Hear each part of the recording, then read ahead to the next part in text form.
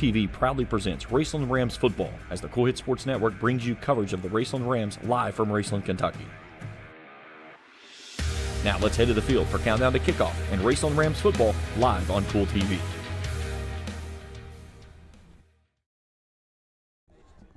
And a pleasant good evening from Blanton Collier Stadium here at Claiborne Farms Field.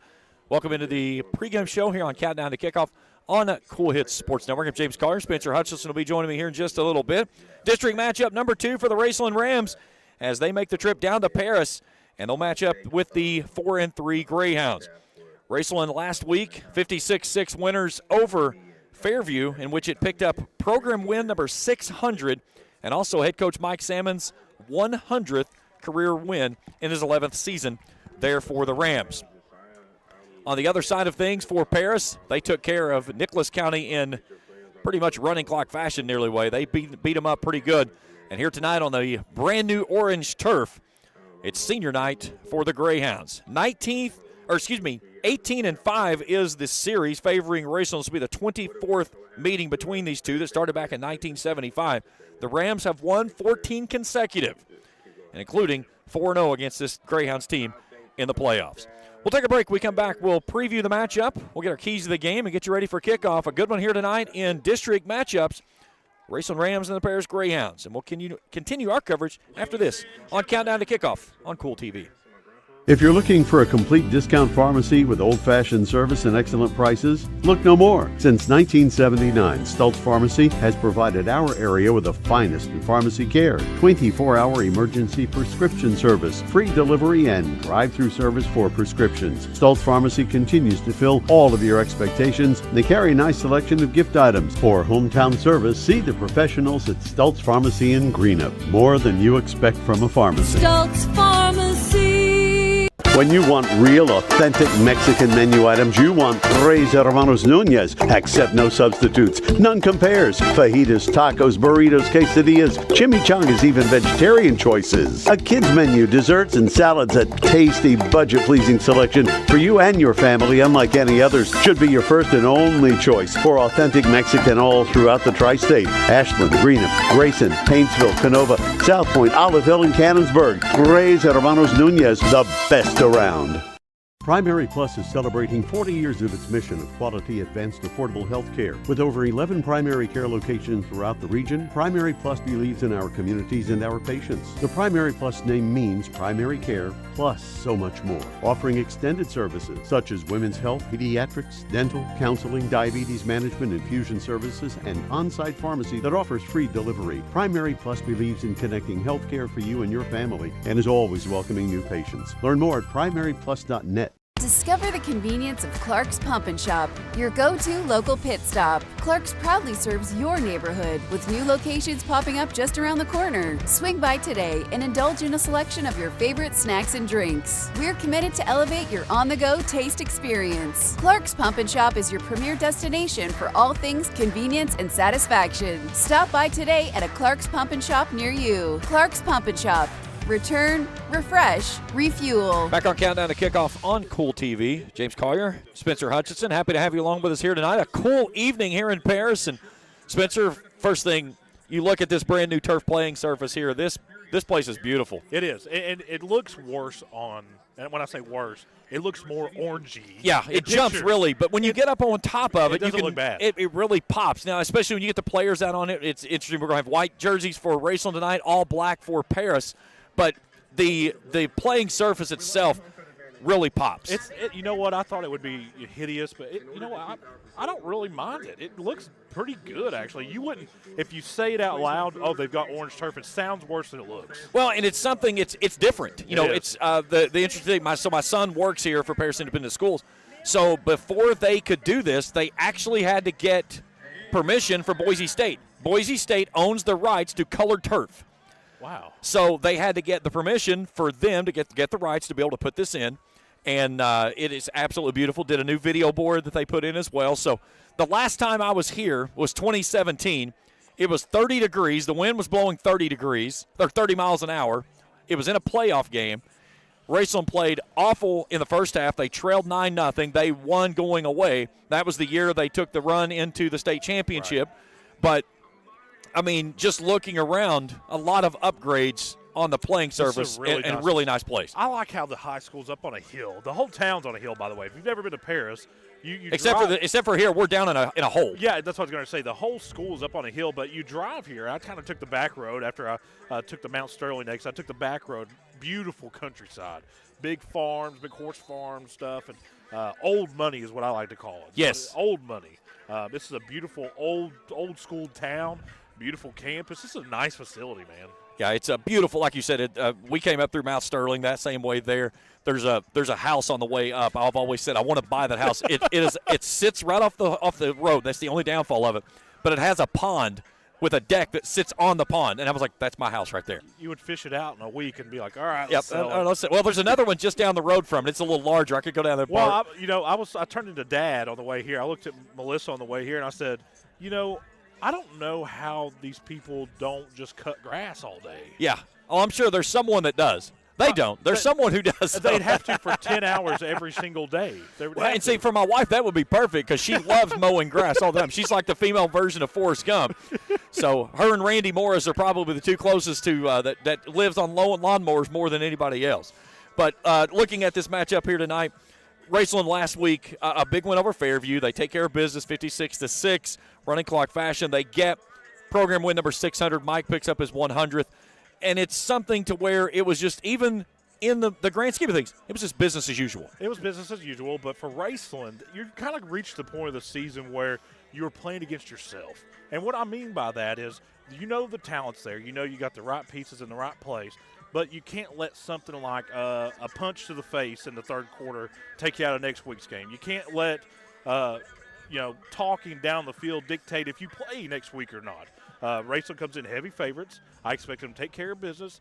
But the thing about Raceland is you can't get caught looking forward. I think that there's kind of a feeling in Raceland, James, that anything less than a visit to the carpet is a disappointment. And that's kind of where this program has grown, the expectations. And, again, there was a lot of uncertainties around this season because of the large graduating classes the last 2 years, a very small senior class, only 9 seniors that filled this roster this season. A lot of kids that were there, they've been with the program, but they had 0 varsity playing time. And we saw the bumps along the road. And, there were several times that Coach always told me in those first 3-4 games, he said, we feel like we've got the right people on the bus. We just don't have them in the right seats yet. And last week and the week before that, I think we're starting to see those people are getting in the right seats. You're seeing the people right now. You're seeing the real playmakers for a Raceland, for a Pikeville, for a Campbellsville. You're really starting to gear up right now to make that postseason run. And for Raceland, the RPI has not been friendly. I know me and you both hate the RPI. It's stupid. I despise it. Pikeville is one spot ahead of Fairview, 19-20, by the way. But it becomes a thing. I don't know if they don't count in how many points you score. This is not NAIA football or what do they call it, junior college football, where they count points. But if for Raceland, you want to put yourself in a really good position so you don't have to go 4 hours from home to Campbellsville. Yeah, and it's a guarantee that it's probably going to happen no matter what happens. The Rams are more than likely at least – depending on if they go through district play without any issues, they're going to have to travel much like what they did last year. They were at Sayre in the quarterfinals. They had to go to Louisville on Black Friday for the semifinals. It's just part of the way a trip to Newport's not bad, though. Yeah. And there's, 2 Newport schools ahead of us. But here's the thing, that's the thing, is that you're looking up at a team in Newport Central Catholic that you went up there and spanked. Well, that's a good thing. Yeah, and you might have to go there. It's absurdity. All right, let's take a break. We come back, we'll continue getting you ready for kickoff. Raceland in Paris here tonight on Senior Night for the Greyhounds. Our coverage continues after this here on Kool TV. At Papa John's, get an extra large New York style one-topping pizza for only $10.99. Hand stretch, mouth watering, get that ooey gooey cheese. 8 extra large slices, hold it and fold it. It's an extra large, bigger is better, more for your money New York style pizza. Better ingredients, better pizza, better get you some cheesy, saucy, tossy Papa John's. Get an extra large New York style one-topping pizza for only $10.99. Papa John's. If you can picture yourself in a better job and a better life, there are thousands of openings in Kentucky right now. And with the Work Ready Kentucky Scholarship, you can prepare for many of them tuition-free. good at Ashland Community and Technical College. This scholarship offers 100% free tuition for classes that can prepare you for a great job in healthcare, advanced manufacturing, and more in as little as 13 weeks. Get started today at workreadykentucky.com. Looking for the latest archery gear? Check out Borders Sporting Goods for your best selection of Hoyt and Matthews bows, as well as 10-point crossbows with a full selection of accessories for all your hunting needs. Borders also offers a full selection of shotguns and rifles with plenty of ammunition and reload supplies, along with a full selection of benchmark and case knives. Borders is your headquarters for the largest selection of Liberty gun safes in the area, no matter how big or small you need to keep your firearms safe. Before your next hunting excursion, stop by and stock up at Borders Sporting Goods, US 60 West in Ashland.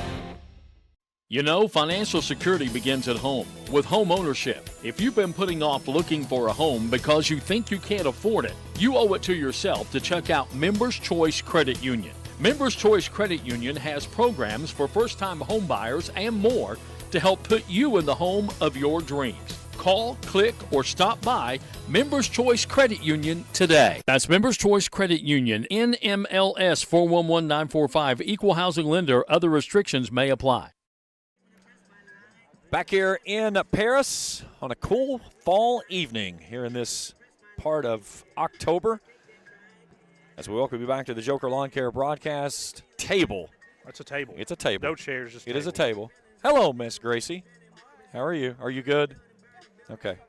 Hang on just a second. James has got his own. I've noticed that, and I'm used to being out in Grayson, so we just have the basic setup. When James has a home game at Raceland, it looks like an ESPN3 setup. He's got kids down on boxes, down on the sideline. He's got people running up and down the sideline with the ball. I mean, he's got 4 or 5 cameras running at the same time. There you go. You're welcome. Have fun. You have 2 memory cards in there, so you should be good. Both teams are back in their locker rooms right now. Still about 6:50 left here in the pregame.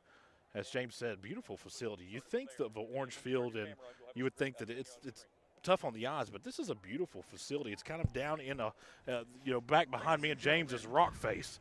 So, there's no blocking from the wind. We're lucky that it's not really bad. Yeah, there's no wind tonight. All right, we're going to take a break for the national anthem. We'll come back. We'll get our final keys to the game and get you ready for kickoff. Raceland and Paris here on the road. We continue after this here on Kool TV. The Greenup County Public Library system is the best. Read the latest bestsellers in large print, regular print, or audio CDs. You can also check out movies or place a hold on a book on our website or call one of the library locations to place a hold. There are community meeting rooms available by reservation at all locations for clubs and organizations. And be sure to check out the Jesse Stewart collection at the Greenup County branch. Check them out on Facebook and Twitter.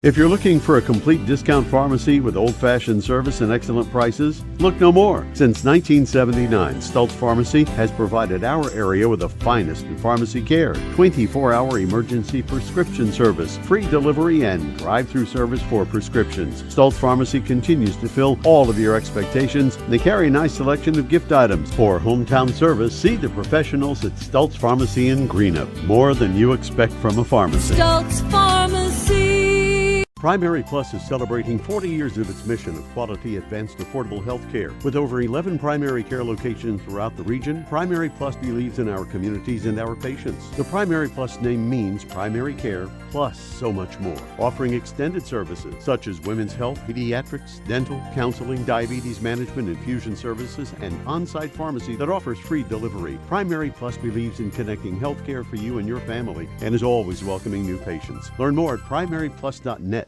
Hello, everyone. I am Rick Clark. Let me introduce you to Carlisle, Annabelle, and Zach. And as you can tell by these commercials, this family has a lot of fun. We have a great team here at Clark's. And we would love for you to join our family. Whether you're a young person looking for your first job, someone who's looking for extra work, or maybe you're ready to start a career at a growing company, we want to talk to you. To find out more and start the process, go to myclarkspns.com. Clark's Pump and Shop. Return. Refresh. Refuel. Back at the Joker Lawn Care broadcast table, James Collier, Spencer Hutchison, happy to have you along with us here tonight. Our officiating crew is brought to you in part by Tri-State Ophthalmology for expert lawn care as well as LASIK eye surgery. See the great folks at Tri-State Ophthalmology. And our weather tonight is brought to you in part by the Ashland YMCA. Check out and see what the Y can do for you. 56 degrees, cool and crisp. Clear skies this evening. Not a cloud in the sky. Should be a beautiful evening with a full moon looming over top of us somewhere that by the time we get to the end of this game should be well visible overhead. We've got one final break. We'll get our starting lineups and kickoff when we return after this here on Kool TV. If you can picture yourself in a better job and a better life, there are thousands of openings in Kentucky right now. And with the Work Ready Kentucky Scholarship, you can prepare for many of them tuition-free. Good at Ashland Community and Technical College. This scholarship offers 100% free tuition for classes that can prepare you for a great job in healthcare, advanced manufacturing, and more in as little as 13 weeks. Get started today at workreadykentucky.com. Fall fishing season is just around the corner, and Border Sporting Goods is your fishing headquarters for rods and reels from G. Loomis, St. Croix, Fenwick, Lewes, Shimano, Daiwa, and Abu Garcia. No matter what species of fish you are targeting, Border Sporting Goods has the perfect setup to make your next trip on the water a success. Borders also has baits in every size and style with a wide selection of tackle from Berkley, Strike King, Zoom, Z-Man, Bandit, and many more. Before hitting the water for your next fishing trip, stop by and stock up at Border Sporting Goods, US 60 West in Ashland.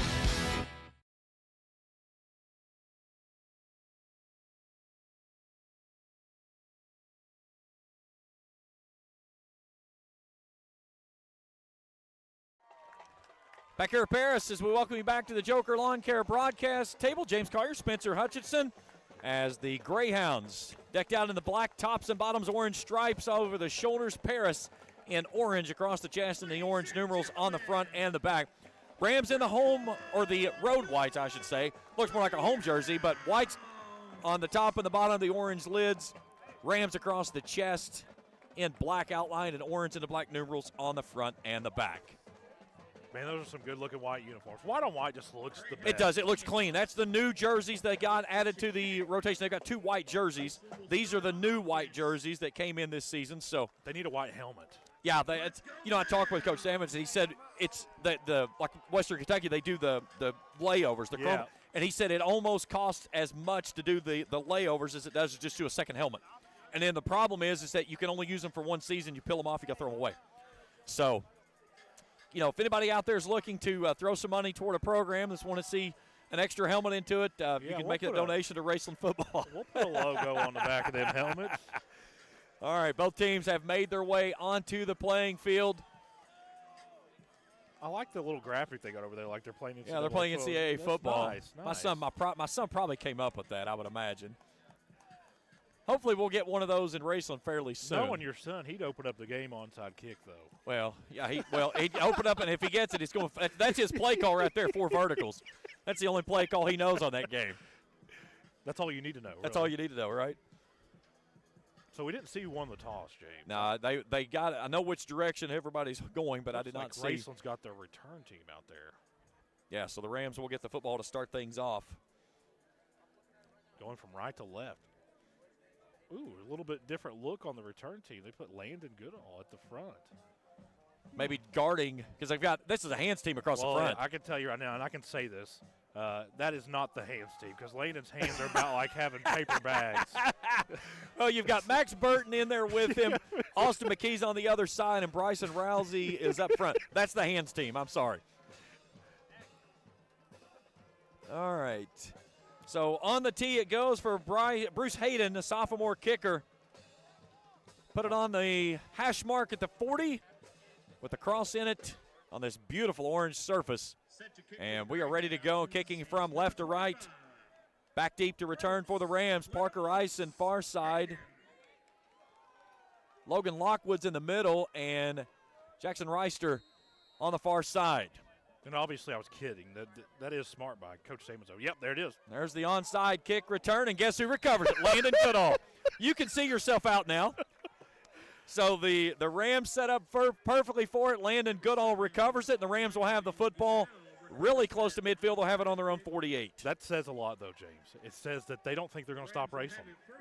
Yeah, I mean, you're trying to roll the dice, and there was something that obviously that Raceland picked up coming into this football game that they saw that they expected to see that because that was the hands team across the front there. A confident team doesn't start the game onside kicking. No, and not giving the football up to an offense that has really found its rhythm over the last 3 weeks. Look quick to the ball here. Yeah, And let's see how they line up and they're ready to go.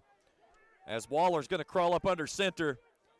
He'll stick it off in the hands on a end around, as that's off to Jonah Arnett. And Arnett with a big run and a Ram Pharmacy first down inside the 35, down to the Greyhounds 34-yard line, first down and 10.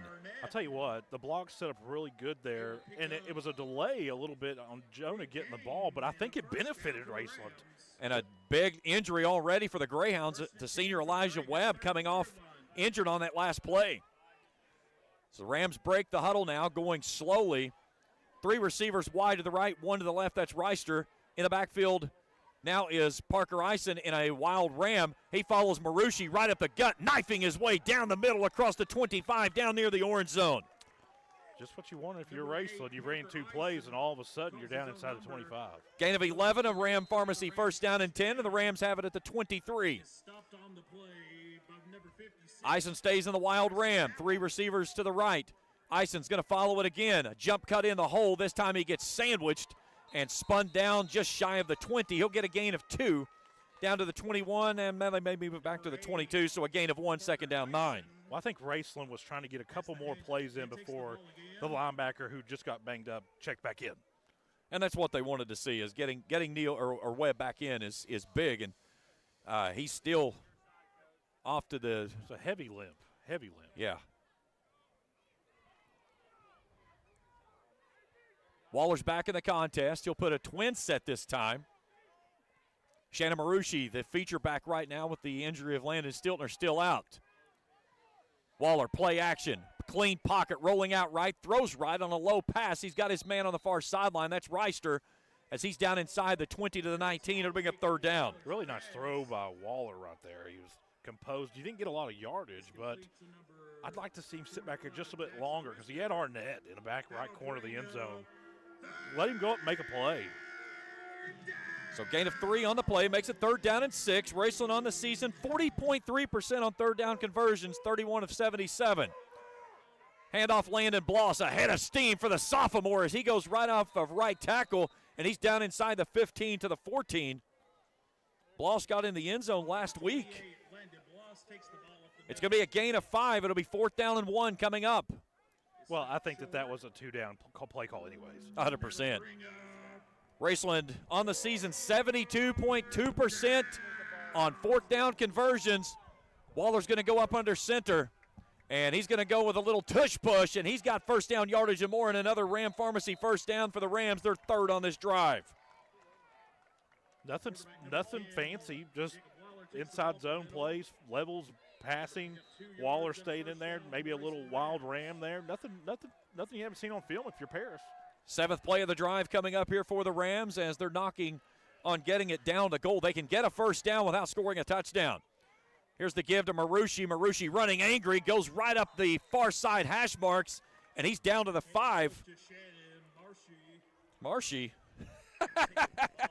It's a good thing we weren't allowed in the press box. Oh, that's funny. A gain of 6 there for Marshy. That's Marucci to you. Yeah.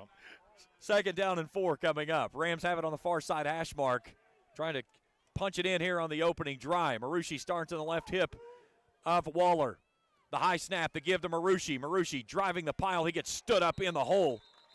Well, gain. They sent both linebackers a gap, and that's where the ball was going. So they played that. Paris played that one really well. See where Jonah Arnett lines up here in this before this snap, this next play. This feels like a jet sweep. They're going to bring an H-back in of Landon Bloss. Arnett and Reister will go to the left. Parker Eisen up top all alone. And it feels like it's taken forever. Raceland's only taken 10 seconds off the play clock each play. And here they're going down inside 15. Yeah, we'll be inside of 8 on this snap. And play. We got an offsides against Paris. Yeah, that was something I had to get used to out of East Carter was them blowing the play dead. On offsides. They must have made contact. That's the only thing I could think of. So half the distance to the goal will take it down to the 3-yard line. Now they'll pick it to the 2. So 3rd down and 1 now. The Rams can get a first down here.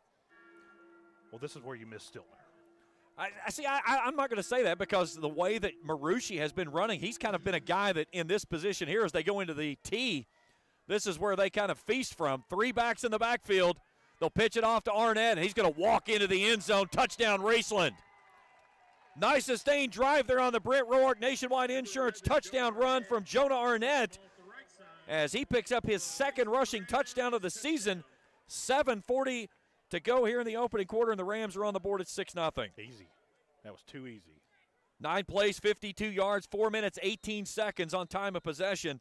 And Waller 14 of 17 out for the extra point attempt. Yeah, and all of them were on the ground, an exception of a 3-yard pass play. And Waller splits that one through the upright. 7-0 Raceland. We're back after this here on Kool TV. When you want real, authentic Mexican menu items, you want Tres Hermanos Nunez. Accept no substitutes. None compares. Fajitas, tacos, burritos, quesadillas, chimichangas, even vegetarian choices. A kids menu, desserts and salads, a tasty, budget-pleasing selection for you and your family, unlike any others. Should be your first and only choice for authentic Mexican all throughout the tri-state. Ashland, Greenup, Grayson, Paintsville, Canova, South Point, Olive Hill, and Cannonsburg. Tres Hermanos Nunez, the best around. Hello, everyone. I am Rick Clark. Let me introduce you to Carlisle, Annabelle, and Zach. And as you can tell by these commercials, this family has a lot of fun. We have a great team here at Clark's. And we would love for you to join our family. Whether you're a young person looking for your first job, someone who's looking for extra work, or maybe you're ready to start a career at a growing company, we want to talk to you. To find out more and start the process, go to myclarkspns.com. Clark's Pump and Shop. Return. Refresh. Refuel. Back here at the Joker Lawn Care broadcast table, deep kickoff takes it to Darian Bell, drives him all the way back inside the 5. He comes across the 20 near side in front of his bench and gets stood up at the 22-yard line. And that's where the Greyhounds will have their first possession here, trailing 7-0 with 7:33 to go here in the opening quarter. Johnson Central on their second play from scrimmage, James, goes 59 yards on a touchdown run. They lead Greenup 6-0. So the Rams with a nice sustained drive to open things up. Let's see which quarterback we get here to start things off this evening. As it will be Caden Frederick as he returns this week. He was out last week due to injury. He'll start in a split back set.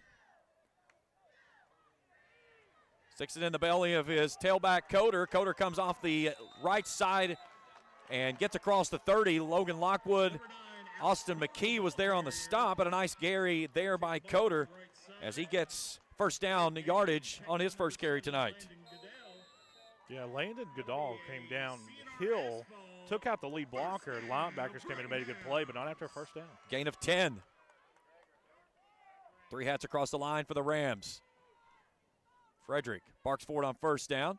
He'll give it off to his tailback, Bell. This time he runs right into a wall of Alex Headley. The pile still driving downhill as the Greyhounds push it across the 35. They'll get out to the 38 on a gain of 6. You know, we haven't seen an offensive line handle Lyndon Sammons all year. That guy is one of the best defensive tackles in the area, and he's going to get his. Coder, the transfer out of Nicholas County. Last year, Raceland held him to 16 yards on 12 carries. Last week, he ran for 116 yards on 14 carries. A pistol look, they'll give it off to Coder. He goes right up the middle. He gets met in the backfield. Ball pops loose. They're going to say he was down. It was Alex Headley that got him in the backfield as he'll still pick up 2 on the surge forward. It'll be 3rd down and 2. Yeah, he kind of reached out to try to get that ball across the 40. I don't know why. He needs to get the 42 for the first down, but that could have been another huge change of momentum. Raceland defensively this season, giving up 3rd down conversions 32.9% of the time, 24-73. Greyhounds need just past the 42 to move the sticks. Ball right in between the hash marks here. Inside of 6 minutes to go here in the opening quarter of play. Raceland leading 7-0. They'll stay in that pistol look. 3 receivers left, 1 right. Rams with 4 hats across the line. Literal showing blitz off the outside edge. And there's a penalty mark. That should be a false start. Yeah, the whole left side move. Yeah, there's the penalty. Second penalty in the ballgame for the Greyhounds. That backs it up 5 and makes it 3rd and 7. Well, now you have to throw. I don't think you have an established running game if you're Paris. to just hand this off and say, hey, we'll go for it on fourth down the way Raceland just scored. Frederick, 38 of 64 on the season, 408 yards, 7 touchdowns, 3 interceptions. As we mentioned, he did not play last week. He's been dealing with a nagging leg injury. He's going to set up. And they've got all kinds of confusion right now. Play clock's at 10. They're still trying to get players set. They've got a tight end attached. Play clock's at 5. You got to use a timeout here. They get it away. Raceland coming off the edge. Frederick trying to get away. Pressure coming. They'll bring it near side, and it's picked off. Austin McKee runs underneath it and gets the interception. McKee gets his first interception of the season, the third by the Raceland Rams defense, and the Rams take over on the Greyhounds 44 1st and 10. But you know why that started? Because they couldn't get lined up, and they were rushed, and the quarterback felt like he had to make a play. Nice play by McKee, but that all started because they couldn't get lined up. So McKee takes the football away from Webb as he undercut it. 5:07 to go here in the opening quarter. And the Rams with a short field here leading 7-0. Empty set for Waller. Ball on the near side hash mark. 4 hats across the line for the Greyhounds. Waller on 1st down and 10. Clean pocket. Eyes down the field. Steps up in the pocket. Now he'll scramble. Rolling out to the right. Tries to throw it over to the near side. Has his man on a nice comebacker as he moves back to the inside of the field. And that's Shannon Marucci, who catches it for a first down, a Ram Pharmacy first down, as it'll take it down inside the 30 to the 26. When Waller steps up in the pocket like that, Raceland becomes something different. Gain of 18 on the play there, and again, that's just Waller making a play. 2 backs in the backfield now, Bloss and Arnett. Wide side of the field is left. That's Rousey in the slot. Counter play off to Arnett. Arnett jumps in a hole, comes back near side, slips a tackle, gets back in the middle of the field at the 10, and it's going to be 1st and goal. Yeah, if he hadn't ran into his own blocker, incidental, but it was a touchdown. Takes the ball up the middle for the Rams. Take him down to the 8. A gain of 18. So 18 through the air, 18 on the ground, and the Rams have a first down and goal on the Ram Pharmacy first down by Jonah Arnett. If you're Paris's coach, you got to be really upset about the tackling there. A lot of arms were just sticking out there. And here the Rams go right back in that T formation. They showed this off about week 3. They're going to pitch it out to Arnett. Arnett finds a hole, and he gets walloped off the right edge on a big stop there. That was from the middle linebacker, Christian Johnson, 158-pound senior, as Arnett got leveled. But a nice play there by the Rams on 1st down and 10. Take him down to the 6. That's a gain of 2. That was a good lick, man. That was a good hit. And that shows the versatility that Arnett has used that Raceland's used Arnett with this year. A primary receiver, and now they've shown that he's going to be a part of that running attack as well. Rams stay in that T formation. They'll give this one off on the inside. Marucci spins, touchdown, and he's into the end zone waiting for the signal. There it is, touchdown Raceland. A Brent Roark Nationwide Insurance touchdown by the junior as Shannon Marucci's 6th score of the ball game makes it 13-0 Raceland with 3:32 to go here in the opening frame. Paris' sideline not happy about that, but it was just because of the timing of the call. He was easily in. It was just a delayed touchdown reaction. Well, the official in the middle didn't make the call. The far side didn't. The near side off the Raceland sideline is the one that came in and made the signal. So now water bucket here for the Rams. Will they try to dip into it or just let water go past as Waller will split the uprights? And now we've got a penalty marker flying from the near sideline. That's probably going to be a sideline warning as he looks back toward. Yeah, and they're fortunate because Landon Goodall, look where he's standing at on the 5-yard line. There's nobody even close to him over there. Now we got an unsportsmanlike conduct penalty on Paris, so they're going to force that on the kickoff. Yeah, that's on the coach. So Taekwon Rice, the 4th-year head coach, 26-15. Ball is down, kick is up, it's good, 14-0 Raceland, 3:32 to go here in the first. We're back after this on Kool TV. At Papa John's, get an extra large New York style 1-topping pizza for only $10.99. Hand stretch, mouth watering, get that ooey gooey cheese. 8 extra large slices, hold it and fold it. It's an extra large, bigger is better, more for your money, New York style pizza. Better ingredients, better pizza, better get you some cheesy, saucy, tossy Papa John's. Get an extra large New York style one topping pizza for only $10.99. Papa John's.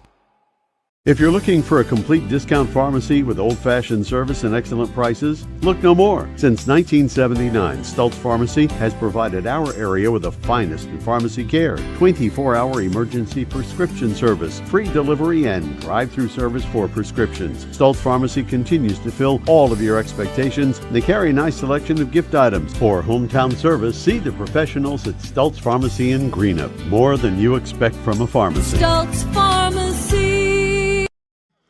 Back at the Joker Lawn Care broadcast table, James Collier, Spencer Hutchinson, happy to have you along with us here tonight.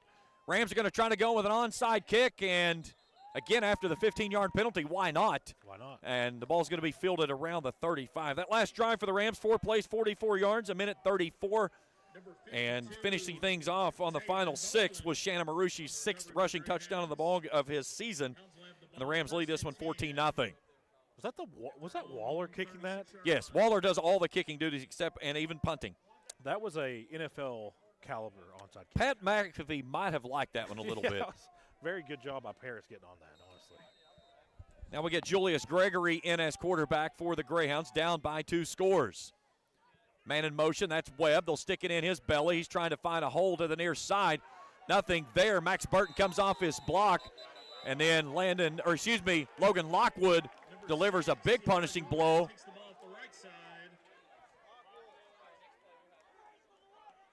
Did they throw the flag? I thought I saw a flag come in, but that's awful. There ain't no way. And it's a sideline warning is what it is. Yeah, I was going to say, if they were going to call late here, that's terrible. So Webb's going to stretch it out. No, they're calling late hit, James. Okay. That's awful. The sideline made that call.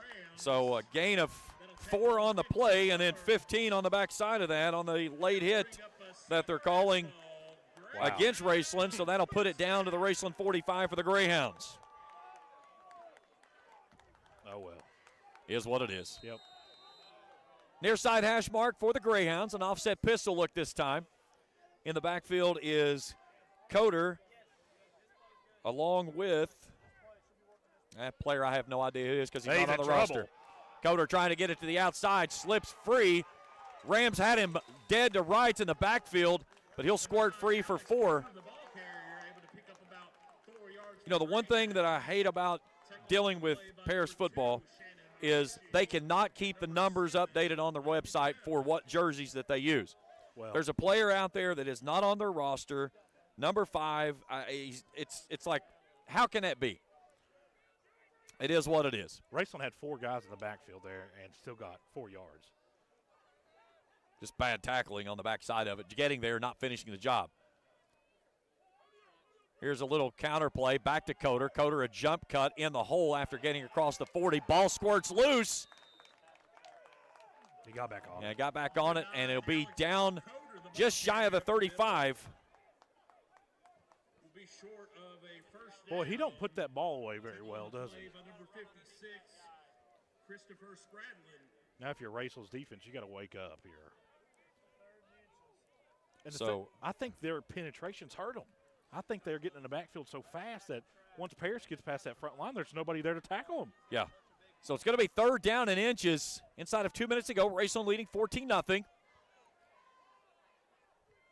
Gregory's going to go up under center this time. They'll give it off to Coder as he drives the pile forward. He needed about 6 inches, and he got a foot. Yeah. And that'll move the sticks and a Greyhound first down. Number 9, Alex Coder, the ball carrier, takes the ball up So the give him middle. the 34-yard line. Good enough for another CNR asphalt. Greyhound. 90 seconds to go here in the opening frame. The YMCA scoreboard ticker across the bottom of your screen. West Carter leading Fleming County 6-0 over in Olive Hill. John Central just scored again, 16-8 over Greenup. Coder and Gregory in the backfield. Twin set. Ball far side hash mark here on the orange turf here in Paris. Raceland showing blitz. Play action. We'll sling it out near sideline. They've got their man there, and he slips after making the catch. That's Fred Carson inside the 30, shy of the 25. Really nice throw there. Nice play concept. Raceland's not pressing. They're giving 10 yards of cushion. So give him the 27. Make it a 7-yard gain, second down and 3. Inside of a minute to go here in the first. Should be the final play here in the first quarter. Rams leading 14-0. Empty set this time for Gregory. He is dangerous with his feet. Here he goes, trying to come off the near sideline. He gets pounded as Jonah Arnett got him high. Kenny Littoral went low down near the 20, but that'll move the change for another Greyhounds first down as they'll take him down to the 21-yard line on a gain of 6. They're going to try to get one more Let's see if they get one more play in here. Play clock is irrelevant just at the moment. 10 seconds to go. And the Greyhounds are just going to take this one to the second quarter of play. One in the book. 14-0. Raceland in front of Paris. The Greyhounds have a first down and 10 on the other side. When we return after this, here on Kool TV. The Greenup County Public Library system is the best. Read the latest bestsellers in large print, regular print, or audio CDs. You can also check out movies or place a hold on a book on our website or call one of the library locations to place a hold. There are community meeting rooms available by reservation at all locations for clubs and organizations. And be sure to check out the Jesse Stewart collection at the Greenup County branch. Check them out on Facebook and Twitter. You know, financial security begins at home with home ownership. If you've been putting off looking for a home because you think you can't afford it, you owe it to yourself to check out Members Choice Credit Union. Members Choice Credit Union has programs for first-time home buyers and more to help put you in the home of your dreams. Call, click, or stop by Members Choice Credit Union today. That's Members Choice Credit Union, NMLS 411945, Equal Housing Lender. Other restrictions may apply.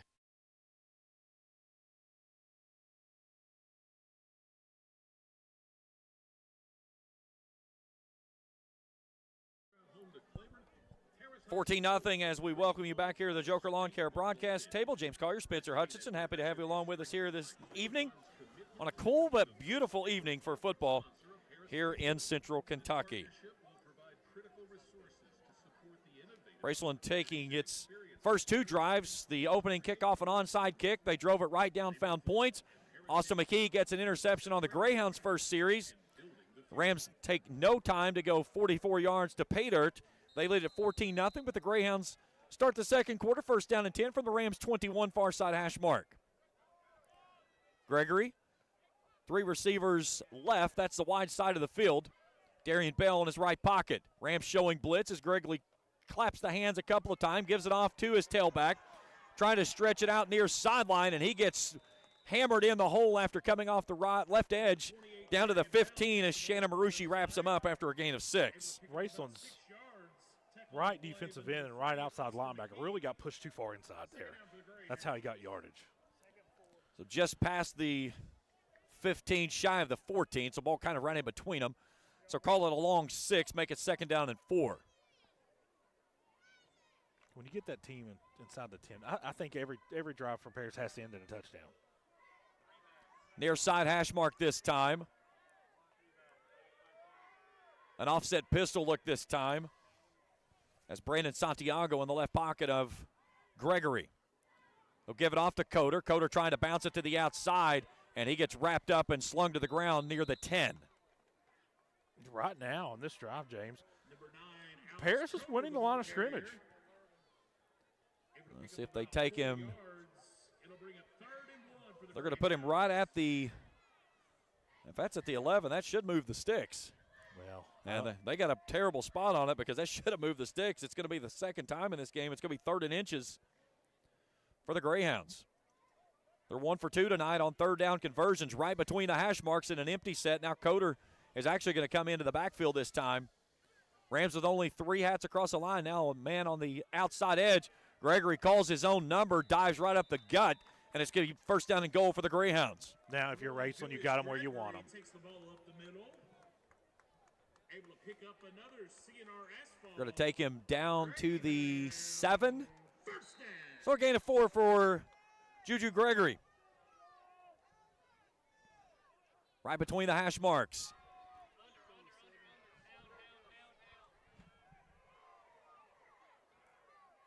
Lone back now as Gregory splits everybody out wide. Coder, the lone setback. The take, the give to Coder, and Coder gets wrapped up along the line. There was Lyndon Salmons making the initial hit for no gain. Actually, they'll give him a gain of 2 down to the 5.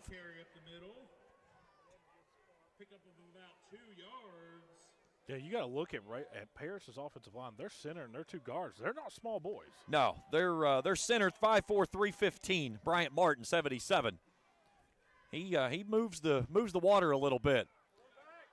Here's Gregory gonna little naked bootleg, and he walks in untouched for the score.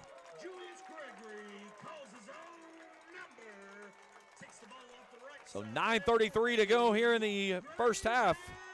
And the Greyhounds answer with a long sustained drive, and they've cut the lead to 14-6.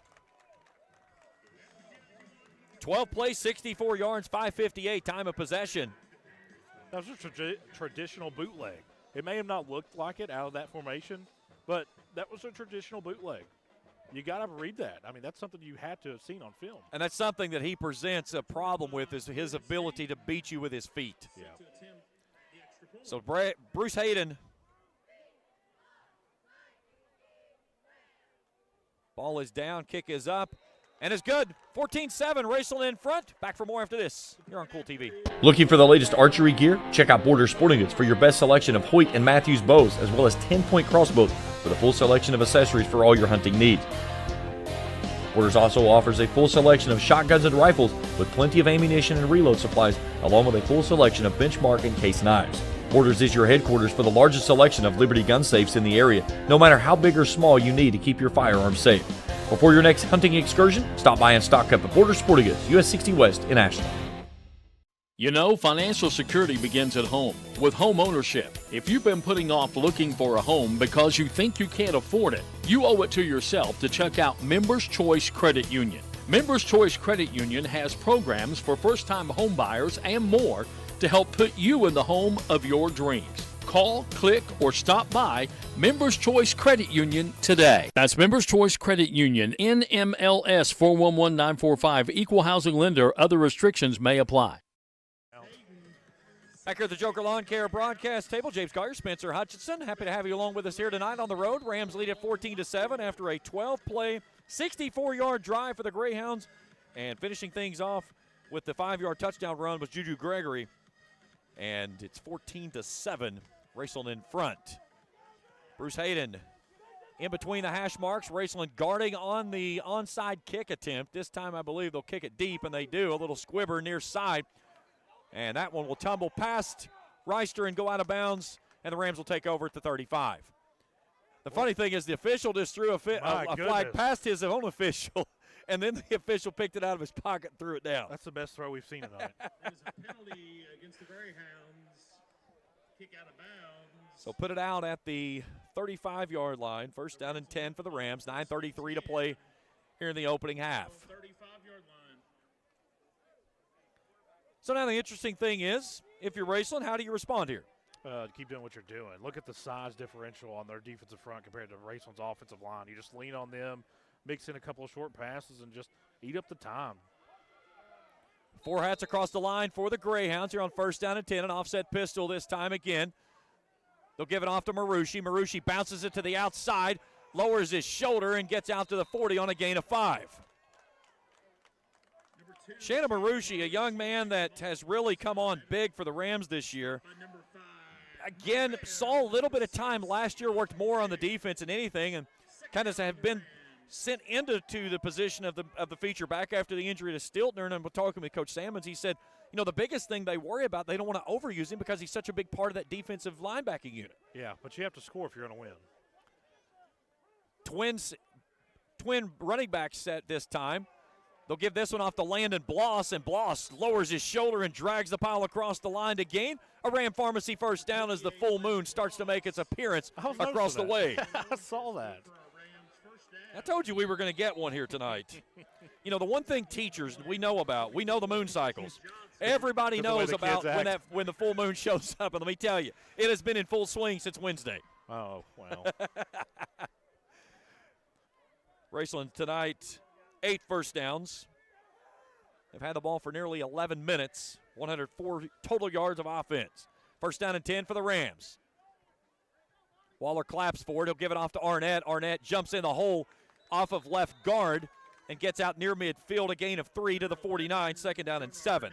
Raceland's yet to take a shot downfield. And if you notice, look on the edges. Parrish is kind of, I wouldn't call it a press, but it's a semi-press, under 5 yards. Look for Raceland maybe throw this ball downfield here in a minute. And Alex Coder, he's got something going on as he is holding his face. He was trying to get to the sideline, and they're telling him, go down, go down. It looks like he got poked in the eye or something. Yeah, definitely poked in the eye. Yeah. I can tell you. So we'll give him a moment to gather himself and see what's going on. Let's take a look at the Ashland YMCA scoreboard ticker. Boyd County and Round County even at 7. West Carter leading Fleming 12-0 over in Olive Hill. East Carter and Lewis County 21-0. Nothing, up in Vanceburg. Johnson Central leads Greenup County 16-8. Pikeville in front of Paintsville 14-0. Morgan in front of Jackson County 8-6 down at Jackson County. And Bath County trailing Russell 14-0. Fairview and Phelps will play tomorrow at 1 o'clock. Just got another scoring update, 22-8. Johnson Central. Yeah. 2:45 left in the first quarter. Big game that we'll have trying to keep up with scores for tonight. If anybody sees those out there, could put those into us. Lawrence County and Powell County. We always struggle getting Lawrence County scores. So if anybody that's the number 2 seed, I believe. Yeah, that's a big game out there tonight. All right, out of the injury timeout, second down and 7. Waller with Arnett in his right pocket. He'll give it off to Arnett, and Arnett's going to get met in the backfield and a big loss. Safety blitz. I wish I could tell you who that is, but I have no idea. Okay, so the guy who's supposed to be wearing number 23. He's wearing 5 tonight. So Bell with a tackle for loss back to the 45 on a loss of 4. Bell with 5 tackles for loss on the season now. Raceland also runs a play that Arnett throws the ball out of that. So if they're going to come downhill that hard, wait and see if that comes out. So third down and 11 now for the Rams. Their worst third down conversion opportunity. And Mike Sammons is going to burn a timeout on the far sideline. Yeah, he's not happy. He is not happy with that Raceland Ram offense over there. But he didn't go to the offensive line, though. He's going at his backfield there, James. He had some words with his backfield. Maybe a little miscommunication back there on that last play. Yeah, there was something definitely. I think that might have been a play, too, that if you fake the handoff, Waller brings it right side and probably runs for days. Yeah, it's probably one of those RPOs, man. You have a choice whether you can keep it, quarterback draw, you can hand it off on a jet sweep, or not jet sweep, but outside handoff, or you have a slant across the middle. And out of the 3, Raceland probably picked the worst out of those 3. Yeah, without a doubt. Here this evening, Raceland has only gone through the air twice for 21 yards. Both of those have been completions. And last week, the Raceland passing attack was very efficient. Waller was 16 of 17. He started the game 16 of 16. Well, Raceland hadn't even tried to pass it yet. I mean, they haven't had to. They've been getting 6 and 7 yards a carry. I think this is the first true passing down that you have. Pikeville's added to its lead 21-0. Third down and 11 for the Rams here on an empty set for Waller. Clean pocket, goes across the middle, has his man there, Rousey. Rousey gets outside, and an open field tackle right in front of the bench by Carson Fred. It's going to set up fourth down as Rousey could not spring free. If he could, he easily had the first down, but it's going to be fourth down. And we'll get a gain of 7 to make it fourth down and 4. Yeah, really good job by Waller, but he had Ison coming back across his face. If he hits him, he might score on that. It's just a mesh route. Raceland on the season, 72% of the time is converted on fourth down tries. They've done it once here already on the keeper from Waller. Near side hash mark next to the Greyhounds bench. As we approach 6 minutes left to go here in the opening half, Rams leading 14-7. Bloss goes in motion. Waller going to throw. Touchdown. Looking back across. They've got Arnett there wide open on the far sideline. If he beats his man, he's gone. Slips a tackle 30. Still down the sideline 20, 15, and he's pushed out of bounds. And a big gain by the Rams on a beautiful play set up as Arnett picks it up from Waller, first down and 10. But that goes back on, and I hate to say this, the coaching of Paris. Arnett lined up as a tight end right there, was an eligible receiver. As a coach, you've got to let your linebackers know that. They'll give him a gain of 37. That is Arnett's longest reception of the season. And the first down and 10 brought to you in part by Ram Pharmacy. Sets Raceland up first down and 10 from the Greyhounds 11. Here's Waller going to call his own number on a dive right off right guard. He's down inside the 10, near the 6. They'll put him at the 7. Pick up about 2 yards, stopped by number 77, Big Donut. Paris is going to go back and watch it on film and see the Arnett. The first time, have you seen Arnett line up at the tight end yet this year? Yes. Not often, but he does do that. They're going to move this. They've got it down to the 7. So a gain of 4 on the play, 2nd and 6. Rams in the T formation. Off to Marucci. He's got a lane to the end zone, and he's going to the house for 6. Shannon Marucci's second rushing touchdown of the season. That rushing touchdown brought to you in part by Brent Roark Nationwide Insurance. Rams with 3 possessions tonight, all 3 into the end zone, and they lead at 20-7 with 5:18 to play here in the opening half. East Carter now 28-0 over Lewis County with 11 minutes left in the second quarter. Not surprising. And that's a game that East Carter needed to go to Vanceburg, take care of business quickly, and get set up for what's going to be a de facto district championship game. And there's Logan Lockwood on the 2-point conversion. Raceland leads at 22-7. We're back for more after this on Kool TV. Primary Plus is celebrating 40 years of its mission of quality, advanced, affordable health care. With over 11 primary care locations throughout the region, Primary Plus believes in our communities and our patients. The Primary Plus name means primary care plus so much more. Offering extended services such as women's health, pediatrics, dental, counseling, diabetes management, infusion services, and on-site pharmacy that offers free delivery. Primary Plus believes in connecting health care for you and your family and is always welcoming new patients. Learn more at primaryplus.net.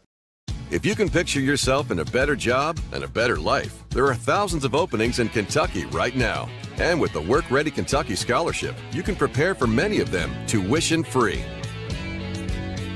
Good at Ashland Community and Technical College. This scholarship offers 100% free tuition for classes that can prepare you for a great job in healthcare, advanced manufacturing, and more in as little as 13 weeks.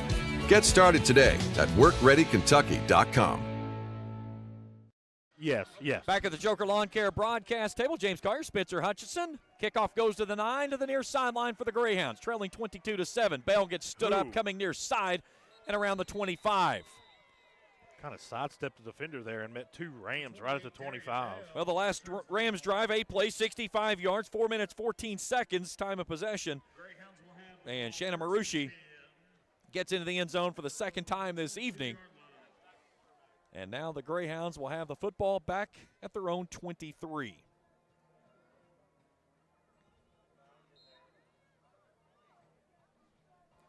.5:11 to go before halftime. The Greyhounds do get the ball to start the second half. So this would be a huge possession if they could milk out the final 5 of the quarter. Oh, big trouble and in the then backfield. They've got all kinds of trouble in the backfield as Darian Bell's going to get pinballed off of his own man and then gang tackled by 5 white jerseys and a loss back near the 20. Just a miscommunication on the handoff. And it looked like somebody slipped in the hole. Well, you had 2 running backs going in the same place. And it's just – and not only that, but Raceland's front 7 did a really good job of recognizing that and getting in the backfield. That was doomed from the beginning. And they gave them a great spot. They only lost 1 on the play. Yes. So second down 11, but the Greyhounds behind the sticks now, trailing 22-7. But as I was saying, if the Greyhounds could milk it out and get points here, they get the football to start the second half as well. Big defensive stand here by the Rams is what they need. You need to let Gregory use his feet. Pistol look this time with Gregory. Bale behind him. On second down and 11. Play action and penalty marker flies, and we've got a timeout by the Greyhounds on the near side. Again, across the bottom of your screen, the Ashland YMCA scoreboard ticker sees East Carter leading Lewis County 28-0 up in Vanceburg. Johnson Central in front of Greenup 22-8. Pikeville has increased its lead over Paintsville 21-0. Again, the biggest game that we're trying to keep up with tonight, we can't find scores for, so if you've got it, please send it to us, is that Lawrence County, Powell County game. That's a big game in that district. I got another scoring update. A little surprising. It's not really related to anybody that around here. East Carter will go there later. Martin County leads Knott Central, who's 4-2 on the year, 36-0 in the first quarter. Martin County's a good football team. That's going to be a showdown. That is going to. That's where East Carter closes out the regular season. Martin County is a team that I've been keeping a close eye on as a voter in the Courier Journal statewide poll, and they played Prestonsburg in a 1-point ball, and that was a game that was between two undefeated teams, and I gave the nod to Prestonsburg on my pick that week only because it was there, but that was a really good football team. All right, 2nd and 11 out of the timeout, 4:15 to play in the half. A pistol look still for the Greyhounds, and in the backfield is Monty Bell. Rams showing blitz off the corner. They get there, and a ball that sails to the far sideline. They were looking for a man to zig. He zagged. It's incomplete. It's 3rd and 11. Yeah, this is a problem for Paris. If you don't pick the first down here, Mike Sanders is probably going to call timeout. Well, and here's the thing with Gregory, 24 of 56 on the season, 5 touchdowns to 4 interceptions. He's only thrown for 450 yards. This is not his forte. He's more of a running type of quarterback. And he doesn't have a whole lot of size to him. But no, he doesn't. He only 147 yards for a sophomore. And again, you wonder the injury severity of Coder, as we've not seen him come back in since going out with that injury on the defensive side. Here's Gregory wanting to throw it. Heaves one up in the air, and his man was there, and he can't haul it in. Nice play. They threw it up in the air for Fred Carson on the deep crosser, and it hits off of his shoulder pads and goes incomplete. 4th down and 11, and the Rams defense holds. Yeah, you got to punt here if you're Paris. I know that the way the defense has been playing, you really don't want to, but. So they'll bring out Dexter Leverett. Arnett will start near midfield with tons of time for the Rams. 4:04 on arrested clock here before halftime, leading 22-7. Yeah, 4:04. That's a ton of 2 minutes is a ton of time. There's Coder sneaking back into the ball game. Good to see him back out on the field after what appeared to look like he took a jab to the eyeball on a defensive tackle attempt that he tried to go for. So Leverett will stand back on his own 8. Good snap, no rush whatsoever. Wobbly kick comes near sideline. Arnett fields it inside the 45. At the 44, he'll get it down to the 42, and the Rams again will have a short field. Number 11, Jonah Arnett, able to get the ball, tackled by number 21, Fred Carson. So take him to the 42. 3:59 to go in the opening half, and the Rams looking to cash in on their 4th offensive possession tonight with a 4th touchdown. 3 rushing touchdowns so far in the ball game. Jonah Arnett with 1. Marucci has a pair. All of those coming in the first quarter. The first 2 coming in the first quarter, excuse me, and then Marucci's second coming on the last drive here with 5:18 to go in this frame. So now let's see what the Rams set up with. Bloss will start in the right hip of Waller from the gun. Marucci, the H-back, play action. Waller brings it out near side. Marucci, he's got all kinds of daylight on in front of him. Cuts back in, 35. Jump cuts at the 20 and is inside the 20, inside the orange zone as he gets down to the 18. Number 10, Jacob Waller's pass is complete to number 2, Shannon Marucci. Marucci has not been a guy who has typically been involved in the passing game. Coming into this game, he had caught one pass all season long. They'll take him down to the 19. And now Marucci cuts off left side. And if you're Coach Sammons, you're okay with taking this play clock down all the way. It just now started. It's at 38 with 3:18 left in this first half. You're all right. Yeah, down to the 17, a gain of 2. Make it 2nd down and 8. 2nd and 9 for the Rams.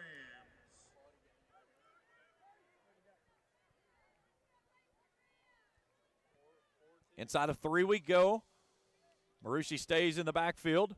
Waller's going to follow him right off the right side as he drives the pile with Marucci helping him along down near the 10.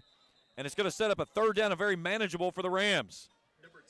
I like to see the officials get a little tighter with those whistles. That's where people get hurt because the pile wasn't moving, and it took them a long time to blow that whistle. Gain of 6. Be 3rd down and 2 for the Rams. Raceland needs the 9 to move the sticks. Rams 1 of 3 on 3rd down conversions tonight. That big offensive line anchored by the junior center of Carson Bowden sets things down on the near side hash mark. Low snap, Waller, he fields it himself, cuts back inside, untouched, and to the house he goes. Touchdown, Raceland. 2 late flags. Let's see what the flags are. They're at the 10-yard line on the cutback, and they're going to get Raceland on a hold. He was already in the end zone. So that's going to negate the touchdown by Waller, and it's going to make it 3rd down and 12. Good grief. He was James, he had already crossed the goal line. He was running back to his sideline to get the next play when the flags came out. Good grief. So that'll take it back to the 21. And we'll try it again. So the Rams pick up only their 2nd penalty tonight. The other one was a late personal foul call and a late hit out of bounds. I've seen a lot of those, but I don't think I've ever seen a late hold. So Waller will start right between the hashes. Bloss in his right pocket now. Play action, blitz coming, setting up a wide receiver screen. They come inside to Parker Ison. Ison makes the catch, cuts back downfield inside the 20. He'll be shy of the 15, and it'll set up 4th down. If you're, I cannot believe that Parrish is not using one of their timeouts. Going to take him to the 17. So a gain of 4. It's 4th down and 8. Minute 28 on a rolling clock here before halftime. Raceland leading 22-7. And for the moment, Mike Salmon's showing that they are going to line up and go for this. Now the Rams can burn a timeout here to talk things over as they continue to roll the clock down. It looks exactly like what they're going to do. I would have came out and tried to get him to jump off sides before I called timeout, though. So they're going to take this inside of a minute. They'll be able to get it down to about 57 seconds. 54 seconds to be exact, excuse me. You know, I know it's Halloween time, but, you know, the phantom holds. It's kind of early in the night for that, don't you? Yeah, it happens. There's been no number of penalties like what was here last week. There were 40 penalties that were assessed in a football game here last week.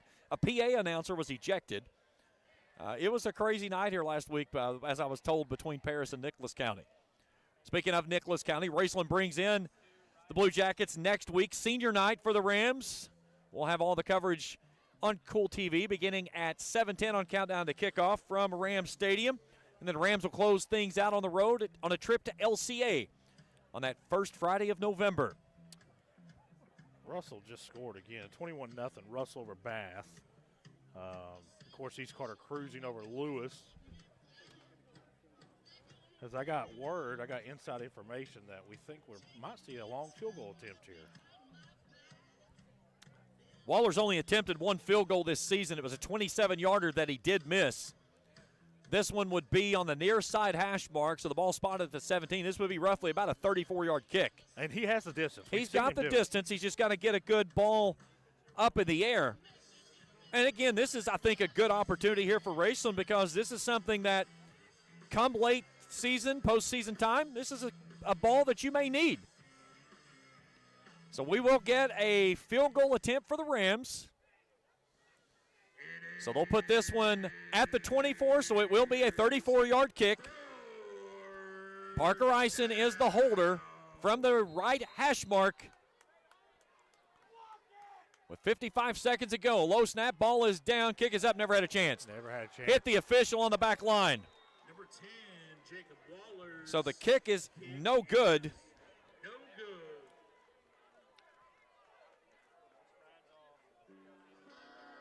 So 52 seconds to go in the half. Greyhounds will have And first and 10. they will get the football from the 20-yard line, they being the Greyhounds. Well, you may need that later in the year. Get him reps, man. 100%. I think that was a good idea there just to see what you could get out of it. Now let's see what the Greyhounds can do here in an empty set. Rams showing 5 across the line. 5 in the secondary. Gregory barks for it. A pressure coming off the edge. Zips this one out. It was nearly picked off. Logan Lockwood goes inside and nearly took that one away, and if he had it, it was 6. You could see it as soon as it left his hand. He jumped that pass play, and the only linebacker that had significant varsity experience from last season for this Raceland team was Lockwood, and he made a great beat on that one to knock it down, 2nd down and 10. And he was going to the house. No doubt. If he got it in his hands, it was 6. He comes back inside now. He and Bloss standing up across that 5-man front as Gregory goes in under center. They'll give this one off to the tailback. That's Coder, and he's met by Alex Headley and slung backward to the original line of scrimmage, 3rd down. Yeah, they did. I would call timeout here. Absolutely. For the way that Paris punted last time, if I had a chance to put Waller at the 40 and you get 4 attempts at the end zone, absolutely I'd do you got a couple of opportunities there. I mean, he's not Aaron Rodgers, but you know what? He doesn't have to be. So the Rams are out of timeouts, though. So even if they get a stop here, they're not going to be able to force a punt on the other side of it. No, but you might get a bad snap. Yeah, there's an opportunity here. I mean, you've got to be you want to be not overly aggressive here, but at the same time, you don't want to give up a cheap play and then get burned over the backside and give up a touchdown going to the locker room. Kenny Literal must live in the future. He just said 22-7 Raceland at the half. There's still 42 seconds to go. Yeah, I may need to go talk to Kenny. Yeah, jumping the gun just a little bit. I think the time passes faster on the It other may be. sideline. It's we're still getting the rest of it coming this direction. Stay tuned with us at the half. We'll check out the scoring stats of this one. Scores from around the area. Here in a beautiful, clear, full moon night here in Paris. If you're Paris, you hang this ball off. Yes. Dive right up the gut. Don't do anything crazy. Or even take a knee. I think you still, with the elusiveness that you have of your speed, I think you give somebody a chance to make a play, but you got to be smart with it. Don't do anything to put the ball on the turf here and give it back to the Rams. So 3rd down coming up on this snap for Gregory. Rams with 5 hats across the line again, and they're going to let the play clock go to 0, and they'll pick up a 5-yard penalty. That's huge for Raceland.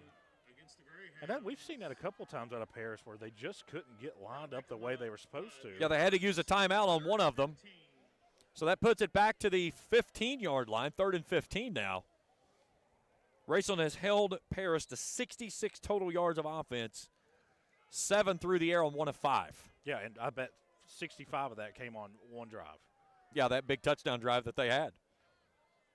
The high snap to give this one off to Bell. Bell with open field out in front of him, slips a tackle, finds a crease. Down the far sideline he goes. Raceland's trying to bottle him up, and they do so, but he'll get it out across near midfield or maybe midfield. And the Greyhounds with a 1st down on a 3rd down and 15 with 33 seconds to go. And that's exactly what I was talking about right there. Yeah, they're going to say he stepped out way back before midfield, though. They're going to put him all the way back at the 42. Yeah, the officials missed 2 big holds over on the Raceland sideline. I was waiting for the delay hold, but they never did throw it. 2 big-time holds. So now the Greyhounds trying to get lined up. Plenty of time on the play clock as it rolls down near 20 seconds. Clock stopped at 33. McKee and Burton trade sides. 5 in the secondary, 5 across the line for the Rams. And a man now to make it 6 as they just walked up. Gregory steps up in the pocket, rolling out to the right side, cuts back inside, and then slides down in front of Jonah Arnett, shy of the 45 of the Rams. Will put him at the 46, and the Greyhounds will burn their 2nd time out of the ball game. If you're Raceland, you can't give up cheap points here. And that's what they be, cheap points. If Paris is able to Mike Sam is not happy with the officiating. He's still going after him, and I don't blame him. Now he turns around, walks back to sideline, thinks twice of it. But it's one of those things, James, you say it all the time.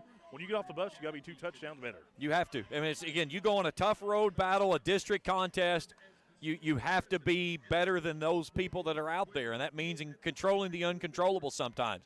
And again, the coaches are still asking that. They want explanation. Yeah, and, the thing that Coach Samuels will always say is, like, we can only control the guys that's in the white jerseys and the orange hats. We've got to take care of ourselves, and that's a lot of what he says.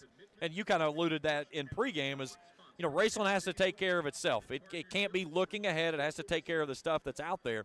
But this is a spot here where the defense has got to, you know, they've kind of gone into an odd look, putting 6 guys across the front and 5 defensive backs, and five defensive backs, and then if they breed an edge, you've got a giant seam there that's allowing this very elusive Paris team to get all kinds of daylight. A lot of speed, and I think that Raceland's getting through that front line so easy that you're requiring your secondary players to make plays.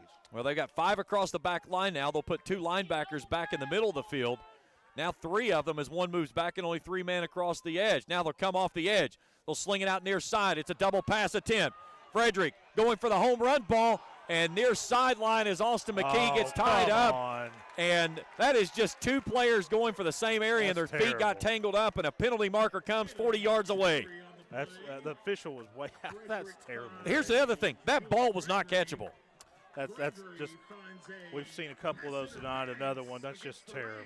And it's funny that the PA announcer already knew before they even announced. Yeah, they've not made the official call yet. Now the white hat is out here looking at his hands saying, what's the call?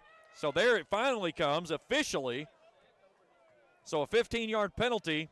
Terrible. We'll put it at the 31.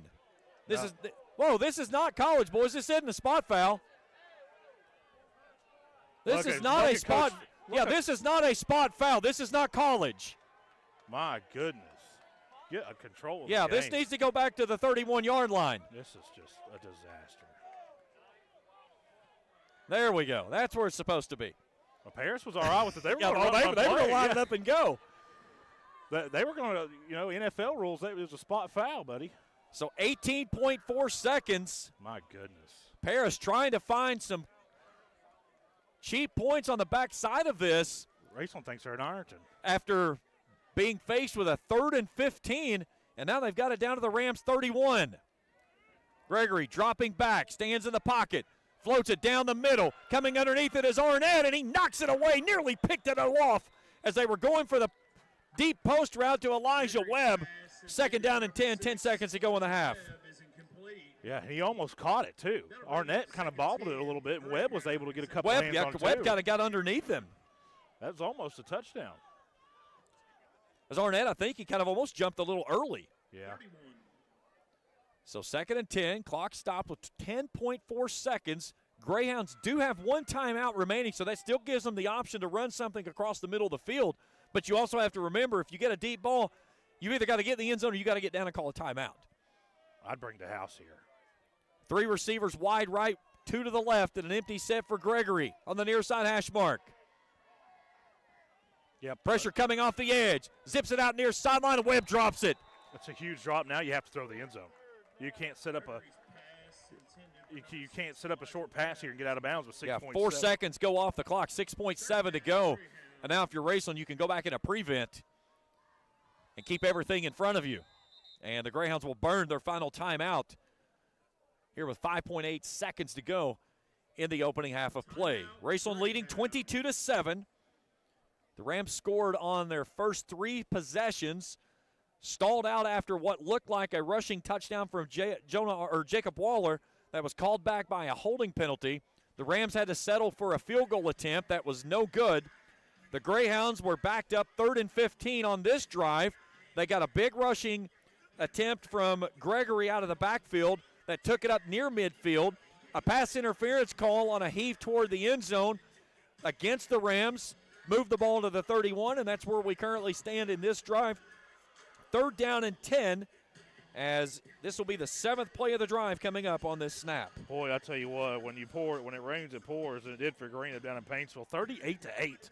Oh, wow. That got out of hand quick. Yeah, it did, didn't it? Gosh. You want to talk about a team that's ready to play Ashland, Johnson Central, when them 2 teams put it on over at Putnam Stadium next week. Oh, boy.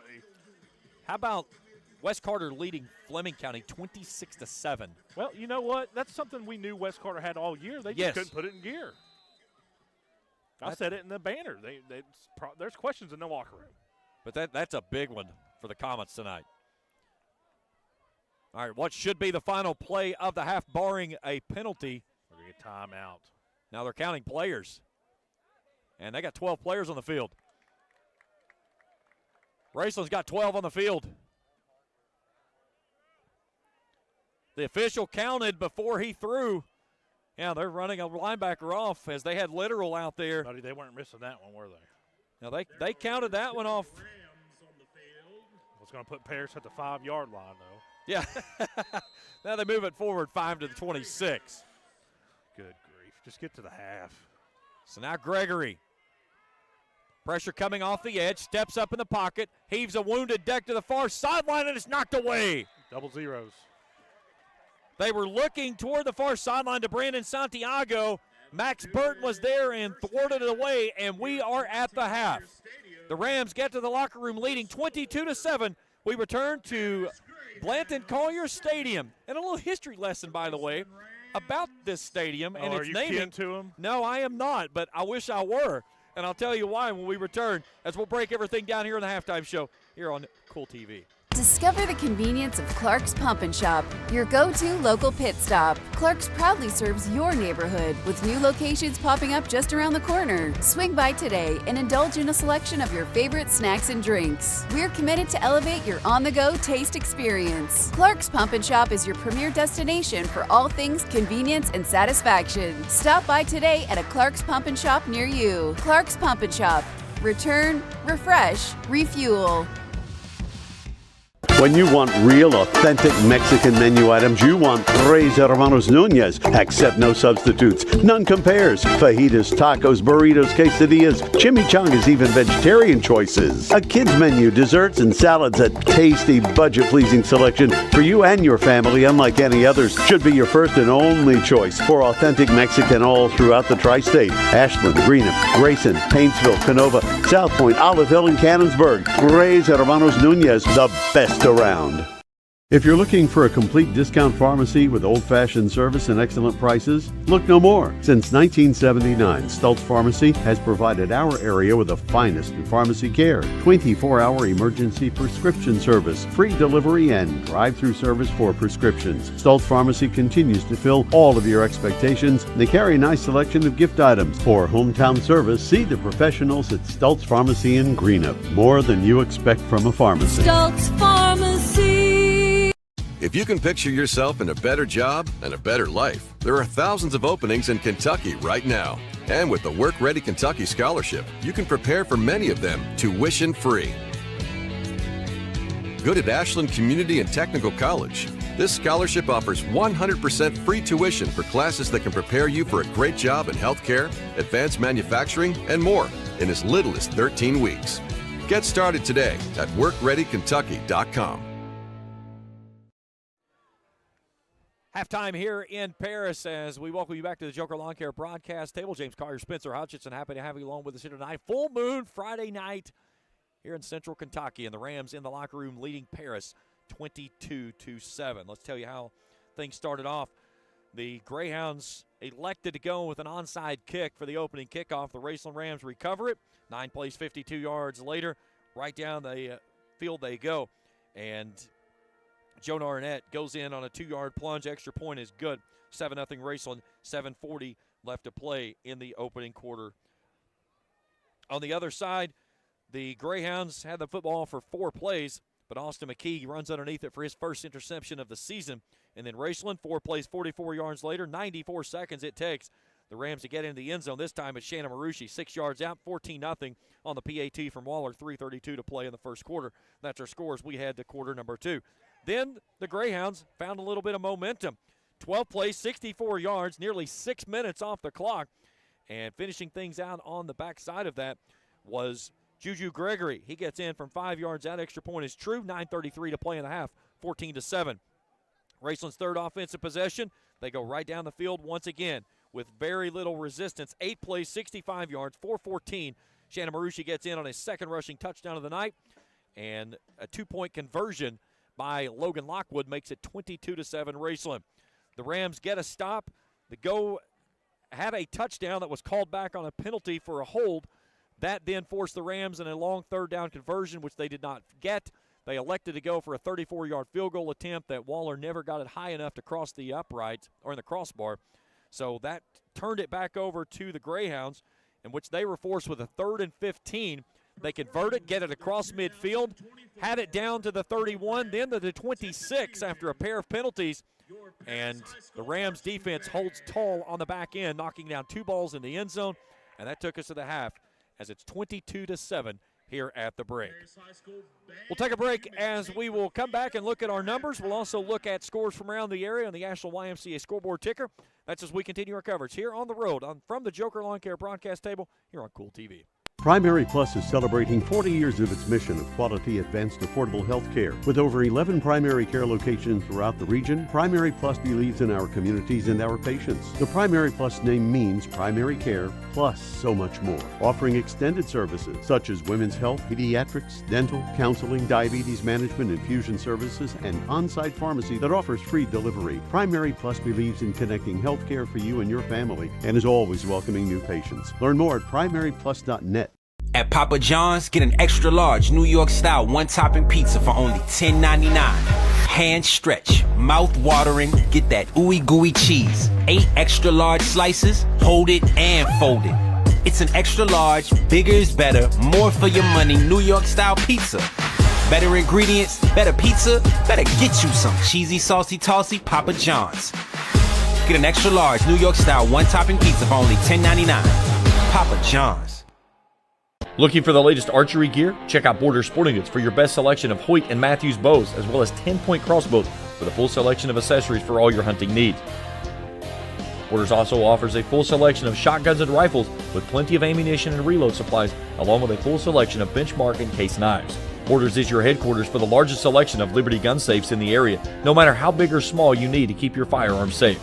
Before your next hunting excursion, stop by and stock up at Border Sporting Goods, US 60 West in Ashland. The Greenup County Public Library System is the best. Read the latest bestsellers in large print, regular print, or audio CDs. You can also check out movies or place a hold on a book on our website or call one of the library locations to place a hold. There are community meeting rooms available by reservation at all locations for clubs and organizations. And be sure to check out the Jesse Stewart collection at the Greenup County branch. Check them out on Facebook and Twitter. Halftime here in Paris as we welcome you back to the Joker Lawn Care broadcast table. 22-7, Raceland in front at the half. Let's take a look at some numbers in this one. For the Raceland Rams, 11 first downs. Rams 1 of 4 on third down conversion, 2 of 2 on fourth down. 193 total yards of offense, 92 through the air. Their perfect 6 of 6 in the passing game is Jacob Waller, as the Rams 19 carries for 101, 5.5 per nearly. 4 penalties for 45 yards against the Rams. They've had the football for 13 minutes and 30 seconds. For the Greyhounds, 9 first downs, 3 of 6 on third down conversions, 105 total yards of offense, only 7 of that through the air. They're 1 of 8 in the passing attack this evening. 17 carries for 98 yards. The Greyhounds have been flagged 4 times for 28 yards. They've had the ball for 10 minutes and 30 seconds. Only 1 punt so far in this football game, and the Rams took over with great field position as they had it inside the Greyhounds side of things on the ball. And I just mentioned before broadcast, me and you love the band. Shout out to the Paris band, man. Yeah. They're doing a great job. They're putting up a show right now. I love it. They got it up on the big screen up here. My son's out on the field doing the videography work there and stuff. Look at this. This is great. Yeah, they've got him right in on the keyboard right now. You know, the best part of coming down here tonight, though, it's not the wonderful smell that they have from the concession stand. They've been cooking burgers. They've been cooking stuff all, and that's one thing I remember from down here is the beautiful smell coming up from here. I've gained 10 pounds and I haven't even went anywhere. But the best part of the whole thing here tonight is I get to see my grandson. Yes. So Finn was in attendance. I got to go down and hang out with him for a little bit. But always a good time when I get to see the little man. But watching my kiddo out there do his thing and stuff, I mean, This is a happening place down here. It's, kudos to Paris for making this investment because this facility is beautiful. It is. And a lot of people don't know this, but both of James's boys were born with cameras in their hands. Pretty much. I'm pretty sure they had GoPros by the time they were 2. So it's just kind of been something that's been ingrained in the family. But, this place is absolutely beautiful. Now, let's just talk about it for a second. You're Raceland, you get past Paris. But you're going to have to go take on a Nicholas County team who – was kind of feisty with Paris, was kind of feisty with Fairview. Had to get rid of that game. So you're kind of taking yourself back home. You're kind of playing a team that you should take care of pretty easy. And then, you look across down the Industrial Parkway, you got East Carter and Russell District Championship. You got Johnson Central Ashland District Championship. Let me tell you something. We're going to find out a lot about a lot of people. Next week's going to be a fun week of football, without a doubt. We'll break that all down as we go through the week. The banter this week is going to be fun. I might have to start taking chances. I can't let Jacob win. Yeah. Did you see my strategy? You see Yeah, what I I did? loved it. I put the picks out on Monday, and I knew that you wouldn't post them till Wednesday or Thursday. So Wednesday night at about 11 o'clock, I went back and flipped Illinois and Michigan just so I can play some mind games with Jacob. Yeah, because we all know he will not pick Michigan. No, he's been mirroring my picks because he thinks that I can't win. Yeah, if he mirrors my I'm picks. going to have to start muting everybody's picks so we can't see each other's picks. Jeez, oh, Pete. The camaraderie between the three of us. All right, let's step aside for a break. We'll come back. We'll look at individual numbers, and we're going to talk about the history of the naming of this stadium here, known as Blanton Collier Stadium. No relation for me, unfortunately, but a very, very famous name, which I did a little bit of history today. It was pretty interesting to find out, and Spencer here will appreciate some of it as well. That's as we continue our coverage here in the Halftime Show on Kool TV. You know, financial security begins at home with home ownership. If you've been putting off looking for a home because you think you can't afford it, you owe it to yourself to check out Members Choice Credit Union. Members Choice Credit Union has programs for first-time home buyers and more to help put you in the home of your dreams. Call, click, or stop by Members Choice Credit Union today. That's Members Choice Credit Union, NMLS 411945, Equal Housing Lender. Other restrictions may apply. If you're looking for a complete discount pharmacy with old-fashioned service and excellent prices, look no more. Since 1979, Stultz Pharmacy has provided our area with the finest in pharmacy care, 24-hour emergency prescription service, free delivery, and drive-through service for prescriptions. Stultz Pharmacy continues to fill all of your expectations. They carry a nice selection of gift items. For hometown service, see the professionals at Stultz Pharmacy in Greenup. More than you expect from a pharmacy. Stultz Pharmacy. If you can picture yourself in a better job and a better life, there are thousands of openings in Kentucky right now. And with the Work Ready Kentucky Scholarship, you can prepare for many of them tuition-free. Good at Ashland Community and Technical College. This scholarship offers 100% free tuition for classes that can prepare you for a great job in healthcare, advanced manufacturing, and more in as little as 13 weeks. Get started today at WorkReadyKentucky.com. Hello, everyone. I am Rick Clark.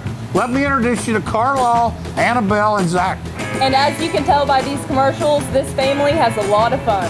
We have a great team here at Clark's. And we would love for you to join our family. Whether you're a young person looking for your first job, someone who's looking for extra work, or maybe you're ready to start a career at a growing company, we want to talk to you. To find out more and start the process, go to myclarkspns.com. Clark's Pump and Shop. Return. Refresh. Refuel.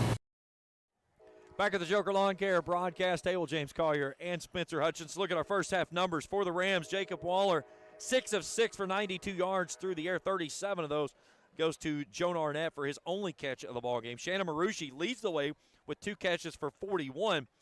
He also has 26 yards on 6 carries and a pair of touchdowns. Arnett, 6 carries for 39. He has the other. Juju Gregory's 1 of 7 for 7 yards. The other pass attempt was from the first quarterback that started, Caden Frederick, and he has not been back in the ballgame since. Gregory, 4 carries for 27. Alex Coder, 8 for 29. Darian Bell, 4 for 38. Fred Carson is the only man who has caught a ball here tonight. He's got 1 for 7. Halftime here in Paris. We'll take a break. When we come back, we're going to talk a little bit about the history of this stadium and get you ready for the second half of play. Paris gets the football to start the second half. We'll break it down when we return after this here on Kool TV. When you want real, authentic Mexican menu items, you want Tres Hermanos Nunez. Accept no substitutes. None compares. Fajitas, tacos, burritos, quesadillas, chimichangas, even vegetarian choices. A kids menu, desserts, and salads. A tasty, budget-pleasing selection for you and your family, unlike any others. Should be your first and only choice for authentic Mexican all throughout the tri-state. Ashland, Greenup, Raceland, Paintsville, Canova, South Point, Olive Hill, and Cannonsburg. Tres Hermanos Nunez, the best around. The Greenup County Public Library system is the best. Read the latest bestsellers in large print, regular print, or audio CDs. You can also check out movies or place a hold on a book on our website or call one of the library locations to place a hold. There are community meeting rooms available by reservation at all locations for clubs and organizations. And be sure to check out the Jesse Stewart collection at the Greenup County branch. Check them out on Facebook and Twitter.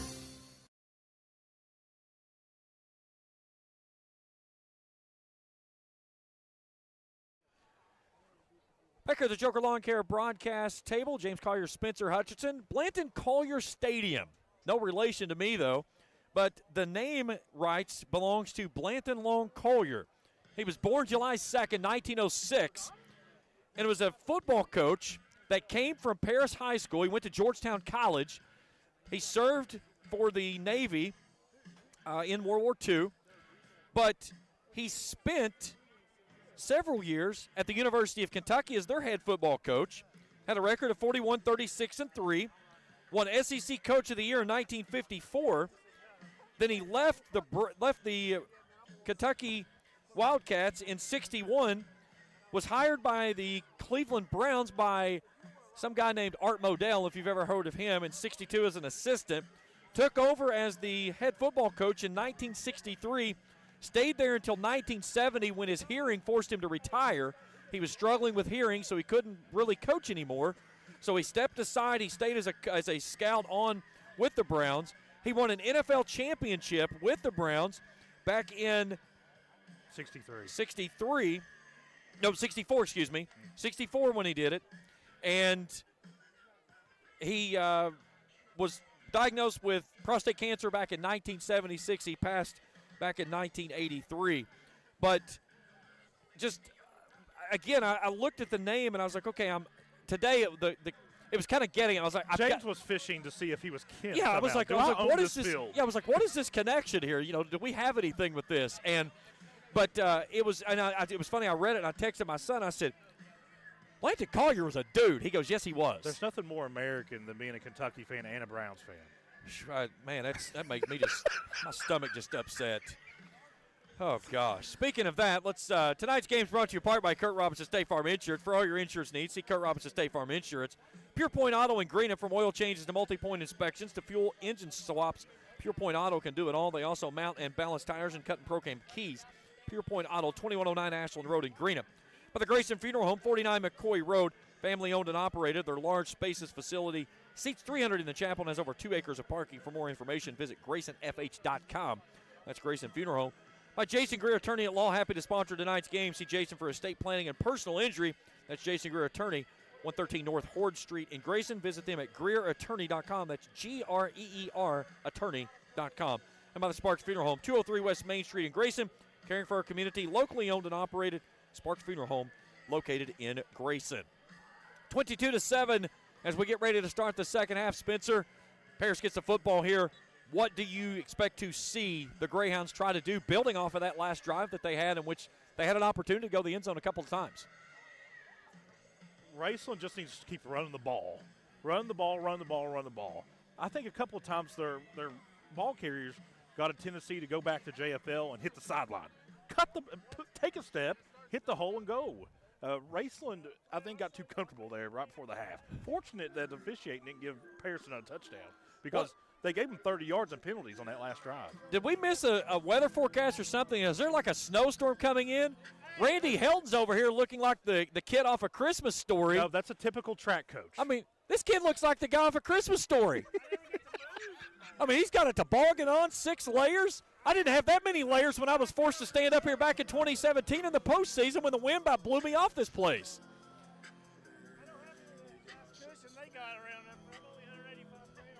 He's a typical track coach, man. Hey, yeah. He's something, that's for sure. It's the Westwood in him. As we get ready for our second half kickoff, it's brought to you in part by the Ashland YMCA. Visit them to see what they can do for you with programs for all members of the family. That's the Ashland YMCA. Are you freezing, really? Hey, the Real City Express dropped a message in here. They're looking to extend your youth football season. They're holding youth tryouts for their 7U, 8U, 9U, 10U, and 11U teams on Sunday, October 20th at the Raceland JFL Complex. So looking for some extra football for your kiddos from 7U to 11U? Go check them out, see what they got to offer. good friend Alex Roy in the house, Fairview head football coach. They'll take on Paris next week. Yep. Of course, Chauncey will be on the call for that. Chauncey will be there. Fairview goes to Phelps tomorrow. 1 o'clock, we'll have the action on Kool Hits Sports Network. Oh, Chauncey will be making that trip down to Phelps tomorrow for that. We have a Kool Hits helicopter for him. My goodness. He and his wife may have made the trip down there tonight. All right, we're ready for the second half. Rams will kick it right to left as we view it here. Oh, what a kick. Good kick there by Waller as that's driven all the way back to the 4 for Bell. Bell tiptoeing, comes near sideline and gets knocked off his feet around the 20. I like that Waller stands right at midfield, a kid with really good speed, athleticism. He's not letting anybody get past him. So if you're Raceland, James, you went into the half. Your defense gave up some big plays there, man, especially at the end of the half. Do you change your scheme? Are you looking at different personnel? How are you lining up against this Greyhound? I think you're spreading them out, man. They haven't used the A-gap. And here's the thing. Raceland went out of its base defense there before the halftime because, again, it was a very unorthodox play. 6 guys up front, 5 in the back. Now they're back to more of a 3-4 that we usually see for the Rams. First down and 10 from the 22 for the Greyhounds, trailing 22-7. Motion up front, none called. Play clock is down at 7. High snap to Gregory. They give it off to Coder. Coder right up the gut. Gets across the 25, the 26, a gain of 4. That's just to keep Raceland honest. You know what? I'd probably put, if they kept abusing the C-gaps on me, I'd put Lyndon Salmons out there at defensive end and maybe put one of my other bigger boys right in the middle and just say, hey, fall down. Well, basically what you get is you get Salmons, which is a D-end. The nose tackle, there's Chris Spradlin.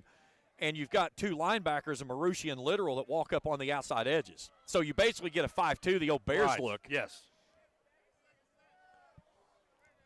Double barrel shotgun look for Gregory on 2nd down and 6.